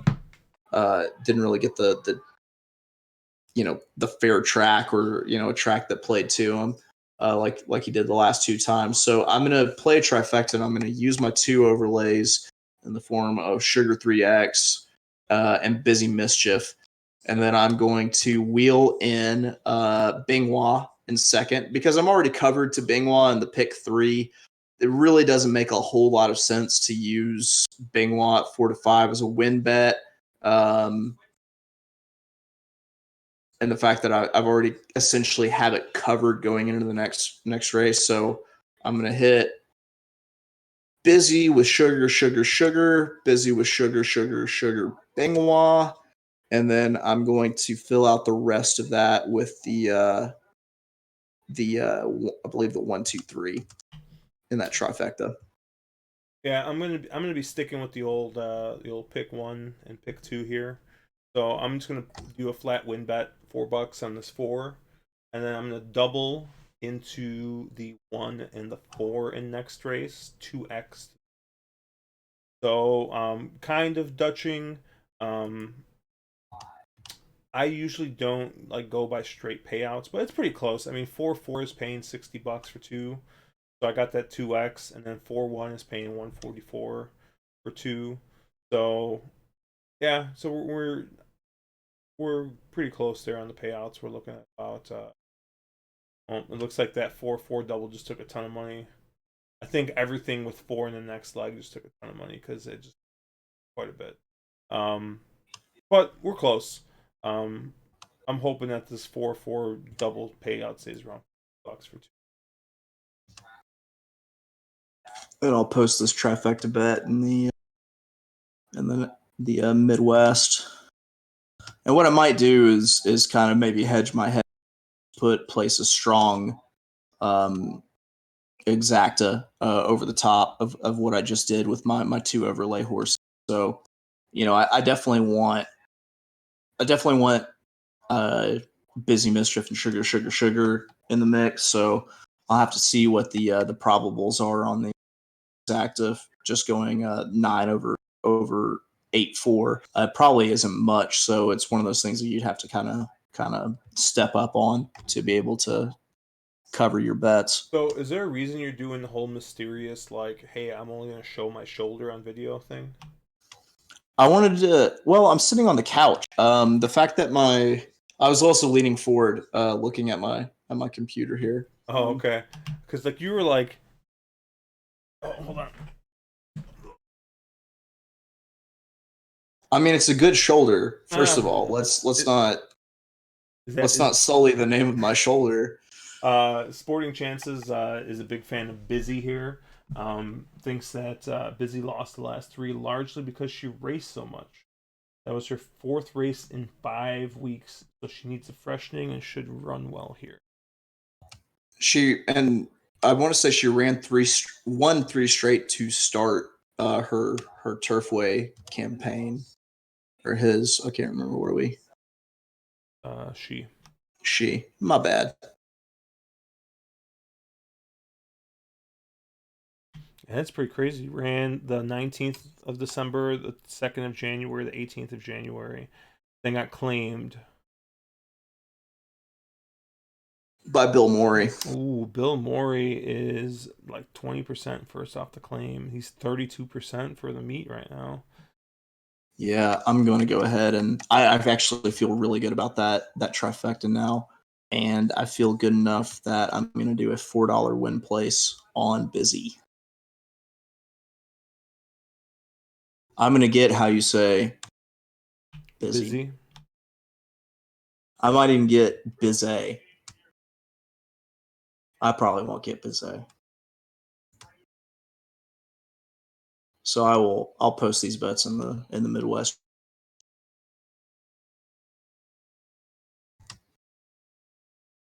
If I could get Busy here, I might be sitting on a good payout for pick 3 if I can get that home with the horses that I'm live to. That would be a huge payout in the pick 3, I want to say. But I am often wrong. I don't know, man. So this one, if you throw out all, oof, excuse me.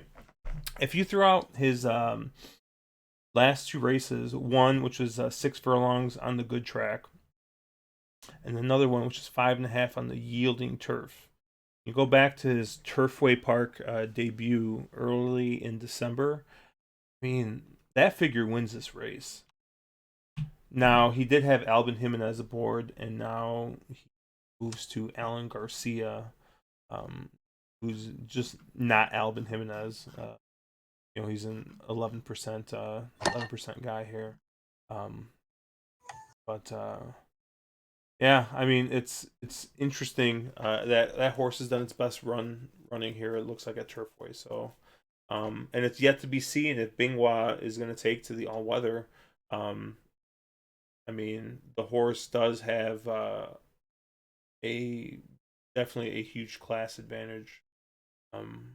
Coming from Belmont and allowance race and Alpha win, but at the same time, it's interesting that the horses. I mean, maybe the horse got injured, but interesting that they would run him back here, um, and not at like Aqueduct, big races or bigger tracks. But I guess the purses are pretty decent at Turfway, so maybe I'm overthinking that.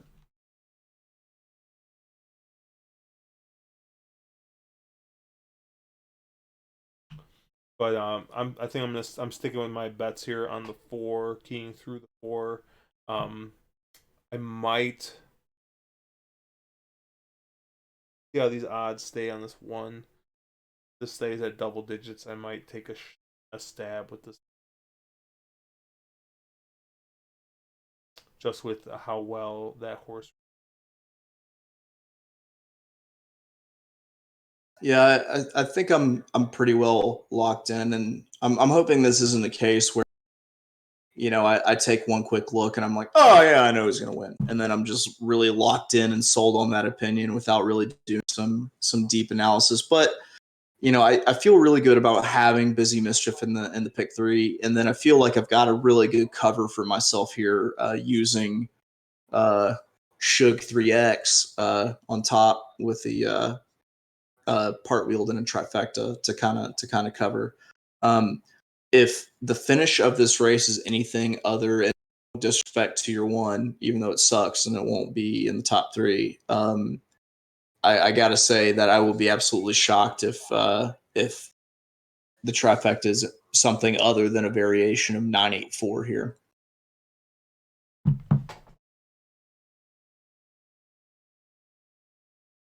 Josh, please delete that photo from our. Hold on. I'm taking a look at this Delta race here. Oh, I gotta mute that music before I get a copyright strike again, like I did last time. All right. What race is that? Race 7? There's exceptions to copyright. One of them teaching here. Oh, nice. A maiden claiming race, I'm sure.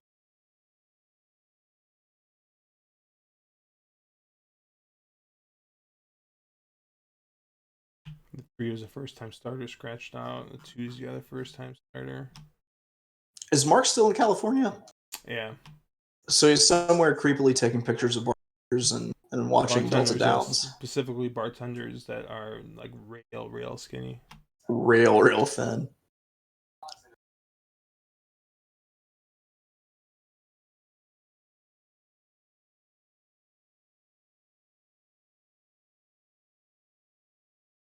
You know what that blue nebulous cloud time at Delta Downs. Be back in just 1 second. Yep.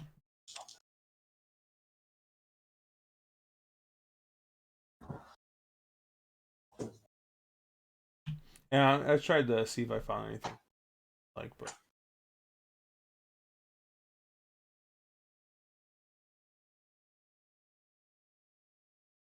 I guess if I were gonna bet anything, probably bet the 8.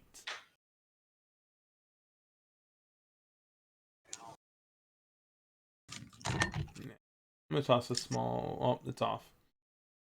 I would have maybe tossed a small win bet on the 8. Looking for improvement second time out. I didn't get it in, and I just saw the odds. He's at 26-1 right now, which in a race full of losers, I'll take the one that's lost the least amount of times.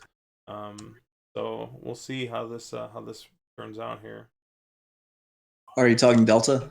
Yeah, I actually kind of like this 8 over my desktop, but I didn't get a bet in.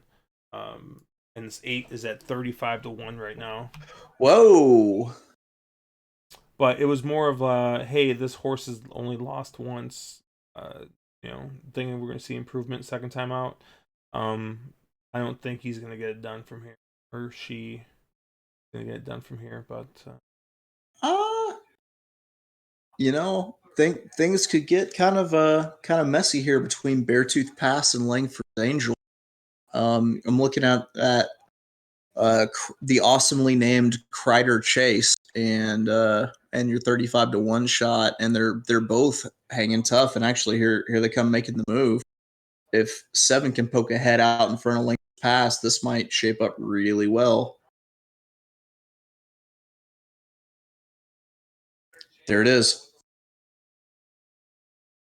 Now it's just a question of how much he wants it. She wants it. Bad girl Riri. Obviously named after Rihanna. Obviously. Oh, there's a 6 and Let I the got rail hands open. ride. No. But can they beat that? They could beat that 4 off the board. Woo. Win place are going to pay really well in that race. Well, I saved money by not being able to bet that but I got my bets up here. $4 to win. I got 4-1-4 double, and I got 4-4 again. Yeah, this one got bet down. Like when this one was at double digit odds, I was really interested. That 8-1 is probably gonna end up close to money line odds, so I'll probably stay away here and just stick with my. I'm really hoping that this trifecta comes up, and as much of a fan of Bingwa I am, which actually I'll tell you what, 6-5 feels like a gift on Bingwa, but we'll see. Busy's taking a little bit of money.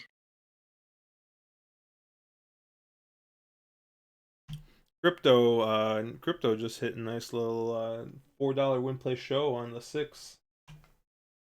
That will be nice. The show might not pay much, but that win place is going to be juicy. What were the odds on the 6? Oh.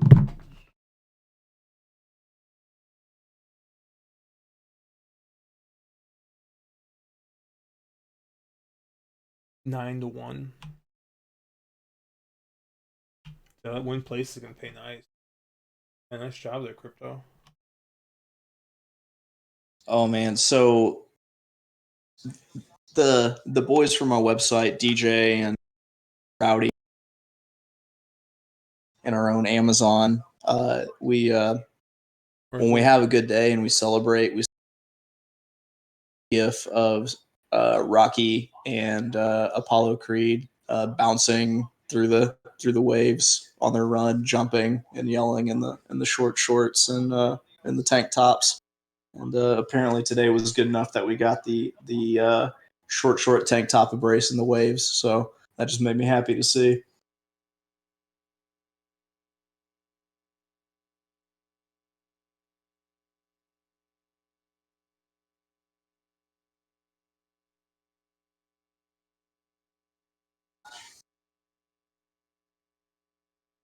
The horses are approaching the starting gate with less than a minute to post. Start of the final roll and daily double here. Race number 7 from Turfway. So are you going to charge me for advertising podcast? 100%. 100%. What is it going to cost me? Let's talk. It's gonna cost free sheets to the entire Discord. Free sheets to the entire Discord. I'm already paying that, man. I've been paying that. That's why it's gonna keep costing you. That works. Yeah, I agree with you, Sporting. Delta. I don't know. Delta doesn't really make sense to me. But oddly enough, I've turned a profit, so I don't know. I think I hit some nonsense there. There was just like I had this week where I just swear I was just like hitting like triple digit double after triple digit double. That was just like I'd like sit there and I'd like burn through like $40, but I'd hit one bet that paid like $150 back. And at Delta is the same thing. I ended up hitting something really nice here, but looks like we're loaded into the gate. Looks like we're waiting on this 9 Bingwa. Golden cents off the shelf to the outside. Let's go. Yeah, let's go 4. And they're off. This one wins. I'm gonna swear to God, I'm gonna be so mad. Up on the outside from the inside of Ruby Trust. As expected, we've got Busy. Oh, your one is up there. I think Bingwa might be gone though. Tight spot there from second. Out wide, Busy Mischief third. Now advancing in the middle, there goes Take Charge Angel. Somewhere has been shuffled back to fifth, a link in front of Summer Delivery. Then 4 back to AP Princess, the late running Sugar. Oh, they're flying early. Last, and Miss O'Hara. Yeah, they are. Last of them all, the quarter 22 and 1. It's Bingwa at 6-5 with her ears up. I need this 4 to do a too soon, Junior, and pass all these guys up. Second, 3 wide. Busy moves on the move to the inside. Ruby Trust still in a tight spot. There goes Summer Delivery, unleashing to the outside, right on her back. Here He comes up the Sugar, rail. Sugar, AP Princess, and Or Miss she. O'Hara as they round the turn to the top of the home stretch, and Bingwa has been confronted by Take Charge Angel up to the outside. Busy showing some 3 fight. wide. Here comes Busy. Ooh, this 5 might get him. Late on the scene. AP Princess is getting rolling up the fence as Ruby Trust just had to check inside. Sugar. That was a result that Charge Angel has took charge. Son of a AP Princess late on the scene, but Take Charge Angel is going to win 3 parts. 4 took him straight to the rail and just like died. Yeah. Who's this 5? Take Charge Angel was probably the second choice, I would guess, in the betting. No, it looks like Busy took more money, but 5 did make a lot of sense. Yep. Man. Yeah, I think this bias has officially flipped on us.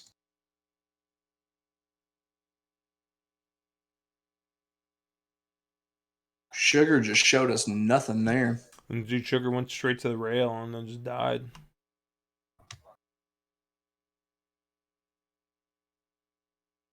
Rodney Prescott putting on show.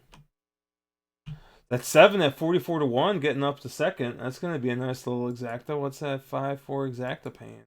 5-4 or 5-7 rather. Number 5, oh, goodness gracious! Angel the race winner, second number 7 at a big number. AP Princess. $218 for $1. For the $1, yeah. Ooh, there are going to be some monster late pick 4 payouts in the sequence. It looks like, because you've had nothing but chalk getting beat the last few races, it seems. Well, I guess the 7 and the race before was the chalk, but dude, Dennis was all over that 5, and he had the exacta.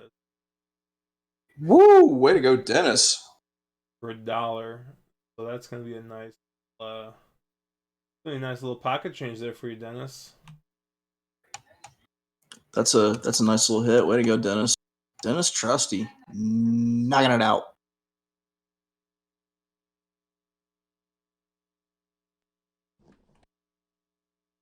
Man, the way things are playing, I might have to either lay off this race or greatly rethink my my structure that I went with previously, because I really liked Man He Can in the next race, but now it looks like Sanderlin might be the way to go. What distance are we at? 6.5. Well, it doesn't matter. We've had down both. Also, bronze medal. Ooh, decisions to be made. 5-7-3-9. How did that last race sit on you, Josh? I just hit Dennis up with the surprise GIF. So that last race, I liked the 1 and the 4, and Sanderlin and the 4 bronze medal. Bronze medal is probably gonna take all the money.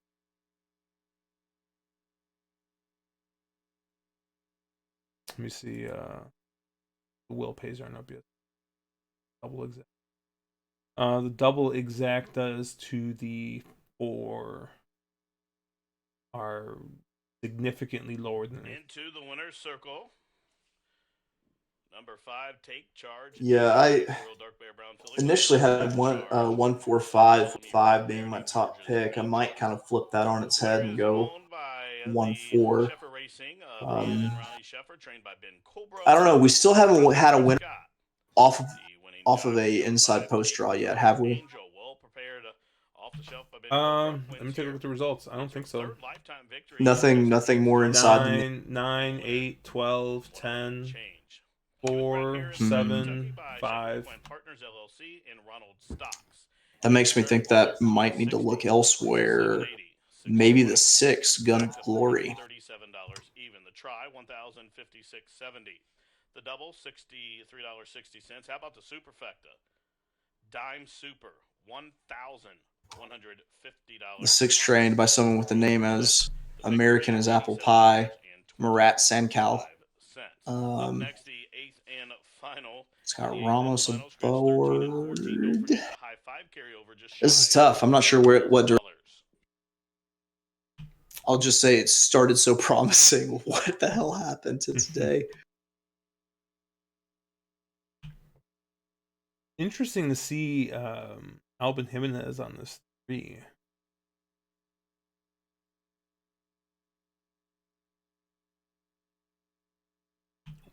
Any other horse?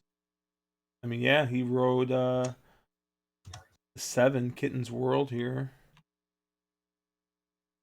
He opted to go to the 3 with doesn't look like it's a trainer that he rides for.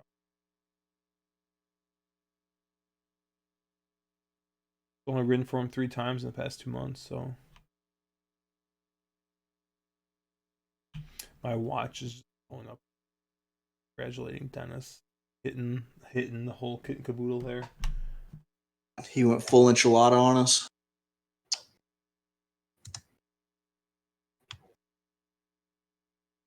He says he's glad he could give it to our YouTube chat. So we'll see if anybody played it. Dennis put some great picks out there, and he does it for free. I mean, he's if you don't follow Dennis on Twitter, you most definitely should, because Dennis is literally doing it for the love of the game and giving some good information and giving his free picks. And yeah, most definitely, if you're not following Dennis Trusty, then you need to. You think Trusty's his real last name? I have no idea.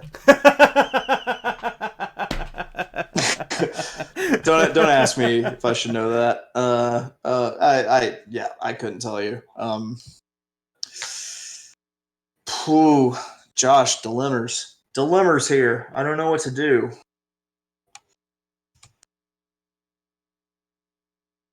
For one, this is a maiden race. Passing horses is an acquired skill.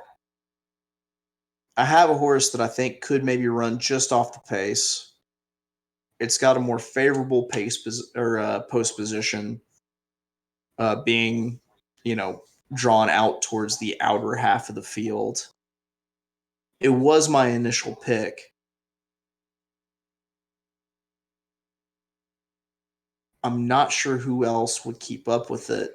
I'm afraid that so I liked number 5, Man He Can, but now I'm looking and I'm seeing Commissario, and I'm afraid that Commissario and Man He Can up, and when they link up, that it blows up for bronze medal, like I mentioned earlier. Maybe Chicago Roll. Sanderlin's another horse that's going to be coming late. Oh, Dennis says it is his last name. All right. He said you can trusty me. Well, he needs to work on that. Got to come up with the cool new saying for that. Got to think of like Old Trusty, like a pistol. Old Trusty. Dennis is probably, if I had to guess, Dennis is probably like... He's like 21 years old. Yeah, he's got to be 20, like 21, 22. Yeah, he told me his age the other day. Young pup, wet behind. But can I buy him a beer? That's the question. I think you can. It's Kentucky, though. I mean, they got other things to worry about. Like liberals. Keeping them out of their state. Oh, man. Listen, I've watched Justify problems of Kentuckians.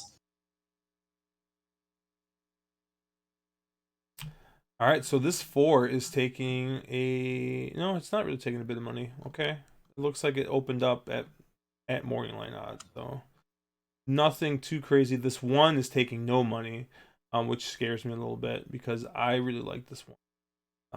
With Rogelio aboard. Man He Can is taking a little bit of.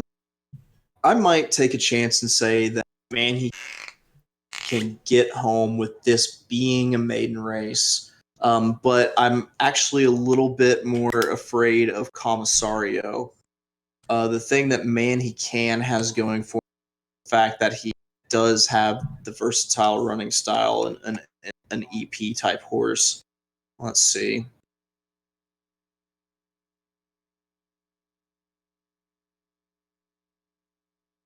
The horse is trending up. You've got Abel.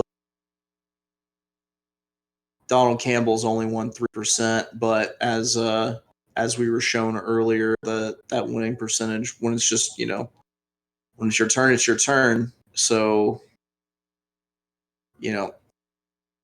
what are your feelings about betting that 0% train that jockey having it? Sometimes I feel go ahead and take that chance because eventually they're gonna break out of that funk, and so it's not about betting them those every other time when they're losing. It's about finding that right time when they're winning. So I would think that maybe this is just man he can. I can look past this 3% trainer, 1% winner on the all weather, and take a shot here. What do you think, Joe? Yeah, I mean, I I think we've talked about this before. I've too much to my detriment stuff like trainer stats and speed figures. I don't really pay much attention to, um, mostly because I think that oftentimes what ends up happening is a I think pace affects things more than things like trainer stats and things like that. And I think sometimes um, a track might be going through a certain type of bias that doesn't fit the way a trainer is trying to train his horses to run. Um, but especially in like this such a low level race like we got coming up here, because I think this is a maiden claimer. I mean, at this point, like at this low of a level, I usually just don't do that type of thing. If it's like you said, if it's a more expensive race, if I'm looking at maidens, especially unraced, put a lot of stock into those trainers as to who does well with debuts and maiden claimer as well, debuts at a route or debuts at a sprint. Well, um, I don't know. I feel like I've got a good horse here with 5. I'll take my shot. Hope that I get a nice little payout on it, but I'm not too. I'm going to say that this is the time the 3% trainer gets his horse home. Dennis said that the final payout in his $1. I don't know if it's $1 if it's total, but he cashed $272 on that. Yikes! Um, Crypto is looking for this 6 at Delta Downs. I actually like this 6, Crypto. I don't really care for this 5 at Delta. I'm actually all about the 6 and 7 at. So I put just small win bets. I think $3 each on the 6 and 7, just for a little action here while we wait for Turfway. Looks like we're about 5 minutes to post. I'll just got a little bit. Yeah, this next race here, I was 1 and 4. This 4 is just way too short for me to try and play off of. So I'm gonna have to reevaluate. I mean, I think the one's a good bet still, but we haven't seen anybody from the rail win. But I think the 1 is probably coming from off the pace, so hopefully we're gonna get this horse outside and um it's 2. It looks like it's got a little bit of speed. The 5's got some speed. Um, Are you talking about Delta or are you talking about Turfway? I'm looking at Turfway again. That's kind of what I see there. The 2 and the 5 with, I guess, going to be most of the speed here. The I'm 2's. gonna just because kind of it's just kind of baked into I naturally stick with early speed when it comes to maiden races. I'm going to use this 5. I'm also going to use this 2, but I'm going to box. I'm going to bet 5 to win place, but then I'm going to box them in with the 1-2-5 because I feel like that completely covers my bases. If Ladies and gentlemen, speed bringing up to holds, then I've got a speed, pretty Hall of juicy Fame 2-5 team exacta. claim to If report this out of the closer, 7th race. Sanderlin can get in and overcome that Winner rail of race trip, number 8, Busy then I've probably got a Biscuits, will pretty good claim the exacta. Just kind of $40,000. being Those winners contrarian and are trying to get National around Electric bronze winner medal. Lopez. Now in the upcoming 8th and final. How many times do I have to ask you to delete the picture of this Scratch number dude? 1, Sanderlin, by the stewards on advice. Well, you keep on looking at it. Once again, number 1, Sanderlin. I go back Starting into the speed chat where we have our $40,000 video set, on recommendation and of I PointsBet. forget that it's there, and then it All just straight pops wages up, on and Sanderlin there's refunded. that The dude double staring bogey at here, me. you'll get a consolation. The pick 3, you'll get a consolation. The pick Oof, 4 oof. and pick 6, you will get the final favorite.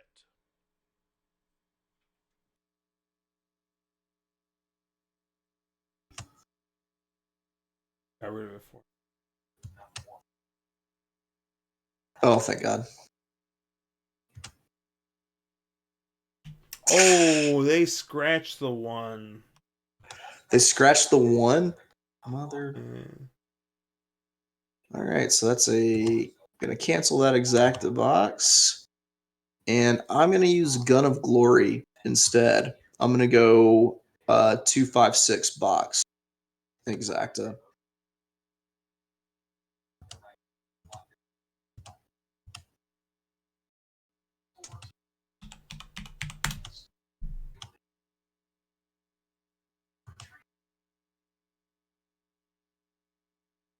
We've been saying that a horse hasn't or from a rail post position yet. But you know what? That Forest sure beat everybody to the punch, hit that rail, and was gone earlier in that race. Yeah, I'm gonna toss bias out the window at this point.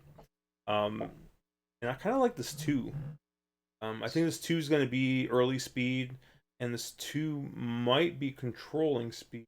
Um, the 5 is really the only other horse that's shown any kind of speed. So um, I think if I was going to build any type of vertical play, it's going to be going through the 2 and the 5 here somehow in first, second, and then probably tossing one of these horses coming off the pace. I really like this 1 closing in off the pace. That's out the window. The 14 is scratched due to being an AE. That was another horse that did look like it had some late pace. Um, so I'm kind of in a to see any other horse that kind of interests me. I guess the 4, but at 5-2, I mean that doesn't really get the the creative juices going. It doesn't get me super excited to play this. Crypto Plumber is super excited, however, about playing the Aussies tonight. Crypto, we have Aussies every night. It's not just not. Oh, Um, Dennis thinks that the track's gonna play completely different here, so he's going with the fuck my shit up fam angle to the 8 horse Chicago Roll. It's Chicago roll. S-type horse here. Take a look at his PPs here and see if he's really in that type. It doesn't look like he really breaks that well. He does. He has passed some horses, so um, could be one to look for. I like Sonny Leon running on this type of horse, a horse that kind of runs from the back. He seems to be able to these kind of closer types home. It's one of those horses that it's an S type, but if you look at the the PPs. Have you really ever passed anyone? And the answer is no. But granted, after what just happened with the last race, it is not up to me, mere mortal, to question Dennis Trusty and his judgment.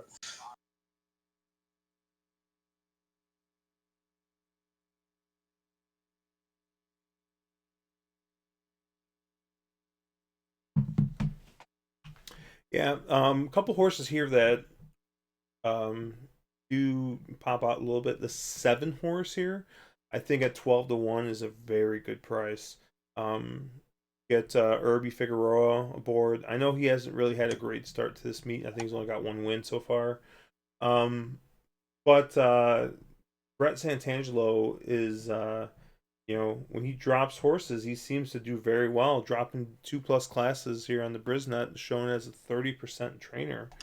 Um, so this might be a horse to take a look at. Kitten's Joy on the all weather is pretty good. Um, so I think this could be one to that might come up and surprise. But the one thing is this was a horse that Jimenez was aboard, and then Jimenez went ahead and switched over to that 3 Poco Charlie.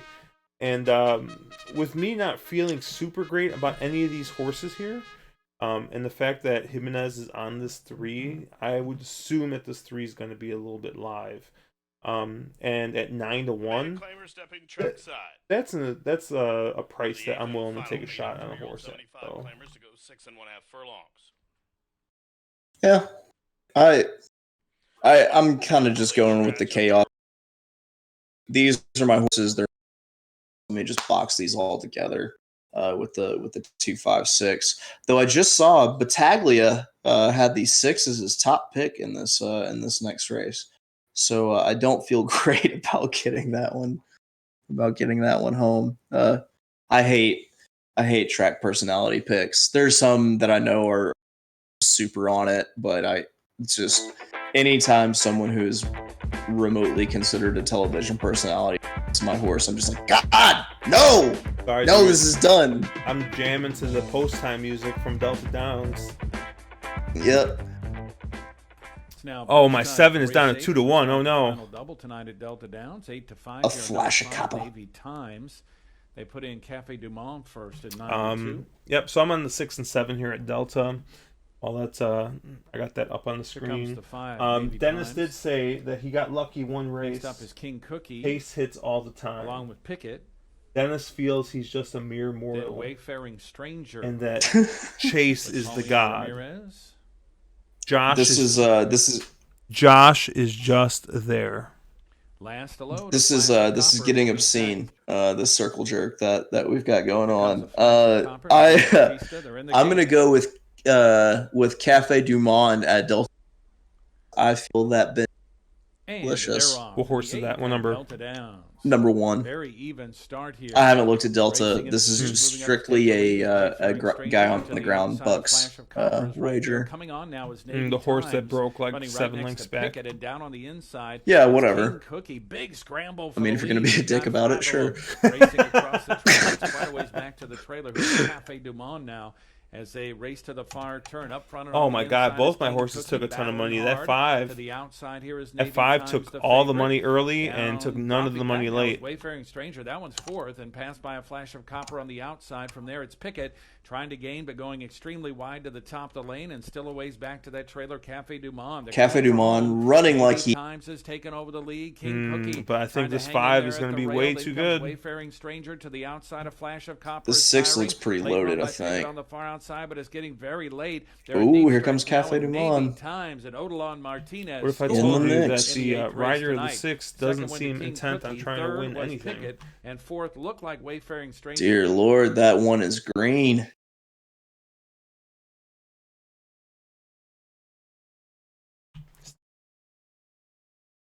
I saw a message in the Midwest chat earlier that I would never see out of Mark regarding Delta Downs that said it was just simply the words, "I'm out of everything." He's out of everything except for rebates because he sent me his rebate chart earlier today, he gets something like 14% back on Delta Downs horizontals. That's why he's playing them so much. And then he's obviously clued into something because for one, he's definitely got like a little groove as to figure. Two, he's still riding that high of pull shit bird move of getting us to play Delta Downs in our contest. I'm still bitter. That we played Delta Downs for one night and he fucking hits 1,000. Yeah. Yeah, off of like one daily double. In all fairness, though, we all did really good that night too. That's true. I think we all hit that last exacta. I know I hit that last exacta for like $210 or something crazy. So that was nice. I caught that last try on like a $1 bet that paid pretty big. That was one of those nights where. Yeah. So I'm saying fuck this inside bias. So I'm gonna play the 2-3 to win. And then since it's the last race, I'll play a little exact. I'm gonna play a box for just $1 to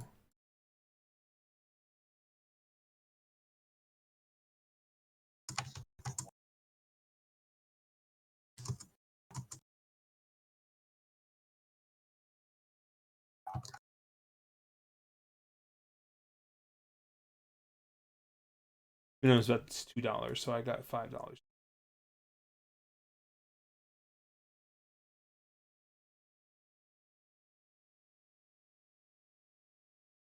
So 5 to win on the 2 and 3, and then I got a 2, 3, 7, 8.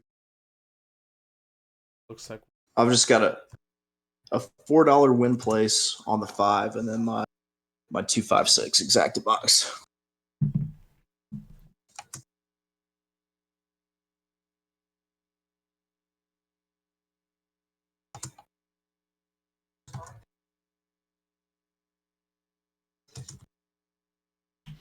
And of course, thank you guys all for tuning in. This is our last race of the night here. So you can catch us at wrong_lead on Twitter. Obviously, you guys found our YouTube page, which is youtube.com/ontherwronglead. Ontherwronglead.com is where we post all of our blogs. I'm a little bit far behind because I've been doing a bit of podcast editing, which we also have. We are on Anchor FM at On the Wrong Lead. You can find us, I believe, on Spotify, on Google Podcasts. We're still waiting for Apple approval. For some reason, they're taking their sweet time. And we're waiting on the FDA for us to be approved to be in. Nah, dog, we're explicit. But we've been doing some podcasting, just trying to mix it up. Sometimes, especially with Mark does travel for work a bit. I know Chase travels for work, so does Caleb. So sometimes it's just easier for them to pick up the phone and just dial in. So we're gonna try and do that on a weekly or semi-weekly basis. And worst cases, I might do a couple solo ones. But go ahead and check us out there. Google Podcasts and Spotify is probably the easiest way to look us up. We're just On the Wrong Lead podcast there. But thank you guys for tuning in. And here we go. We got our last race here at Turfway Park. They are racing. And the 2 came flying up the rail. Commissario. Flat out bling jumped well as they and he's got the 5 right behind them. Stop the race! Dude, what is this 10 doing? No, Yamato. I didn't even look at your past performances. Get the hell out of here. Bennett Allen. I don't respect horses named after people. Michael Jackson. Next up, Chicago Roll. Gonna Glory just checked to the inside. Kitten's World on the move to the outside. Manny Can looks Is, strong. feels Now good I right just at the back of the pack. I mean, Car 2 looks turn, like he's Manny cruising, Can and 5 looks moves like away he's a bit working. from But why is he Papacero. pulling the 2 Here comes up? the favorite, a bronze medal. Moves it closer did the third. 5 get Bennett over into the Allen 2? moves it closer fourth. Now Bennett Allen That's takes over really third. It's two and a gonna half to leaders as they race around fart in turn my two and top of the margarita home stretch. And if that's Manny what Can will happened. turn first. Bronze medal, the favorite, is on the move to the attack to the outside. Bennett Allen made that move and I'm not started sure if from this 5 has third. enough to hold From the on. Well, backfield, Kitten's World is underway, as is Poco Charlie. Manny Can needs to see it out. One final furlong. Bronze medal it's gonna be is a close. danger to the outside. It's Manny Can who's 4's still got it. fighting on. But bronze medal is proven to be best. And the 5 might Bronze even medal, just another come favorite completely to off win the board here. after Bronze what medal, that boy wins 3 parts of the lane. that turn Manny looks Can like. was What second. just Gonna happened there? Glory Like, why was did the fighting. Erratic two Trip the was 2 look third. like he just like Bennett pulled Allen up was and fourth, and stopped? Poco Charlie was fifth. The only thing that I could think was that the 5 came 24. path and started kind of getting into him, but I'm not sure at this point. That was some nonsense. I don't know what the hell that was. The 2 broke 4. out perfect, I thought, and then yeah, the 2 just like stopped at the turn somewhere. Yeah, that I don't know what to say. Let's see. And then my 6, Gun of Glory, got in there. I just really need a bronze medal to go away.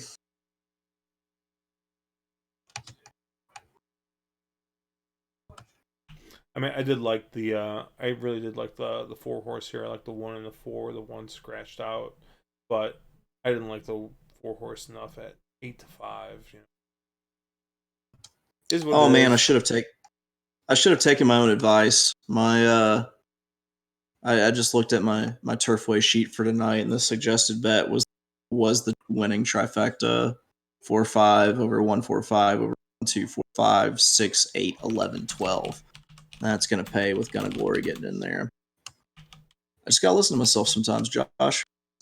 Unofficially, winner for bronze medal. Second, number 5, Manny Can. Third, I don't even know if they're number gonna 6, look at Glory. this. 4th to 9, Bennett Allen. 5th, number 3. They won't. Poco Everyone's in a Charlie. rush to get home. 4, 5, 6, 9. That's the one thing I've noticed about tracks that run 1 over 14 to 1 over objections. 9 to 1. No, everyone's ready to go home and call it a night. High Five had a very good chance of going out here. 4, 5, 6, 9, 3.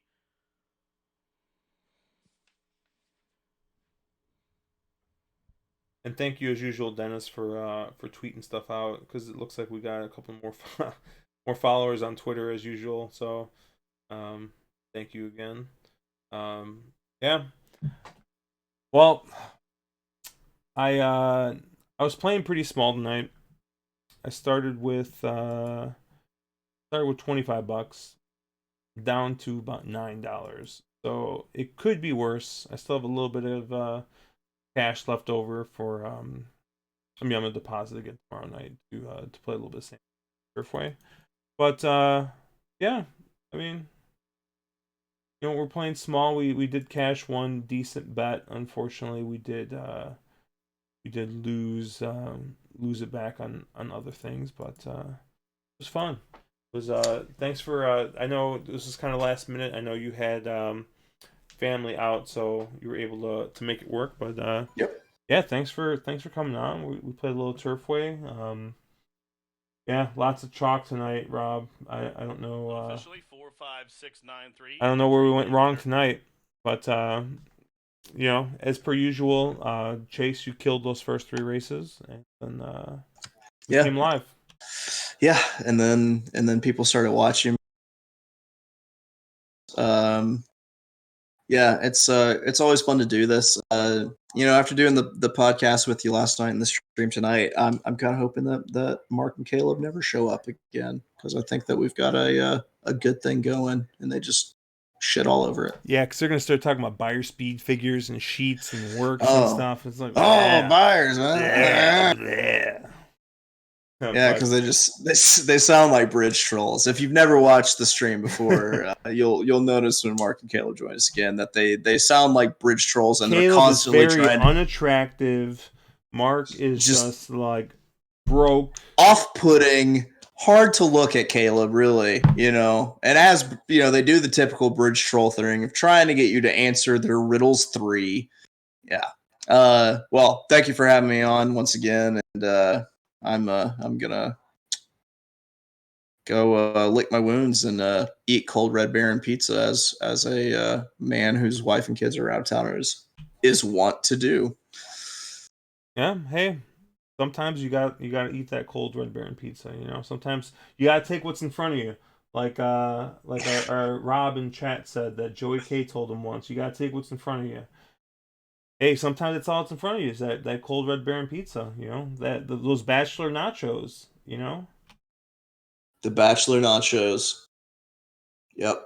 There no need to bring vegetables in this. I've got chips, cheese, and chicken. There you go. Problem solved. All right. All right, guys. Well, we will catch you next time. I'll be around tomorrow night. I'll probably be playing Sam Houston and Turfway, so I'll be in chat, in Discord, and I'm sure Chase will be around as well. So hit us up. Like I said, check out our podcast. It's not on Apple yet, but it's on Spotify and Google Podcasts. Just search for On the Wrong Lead. You'll find us there. OnTheWrongLead.com. And I'll have a write up tomorrow on the Fountain of Youth.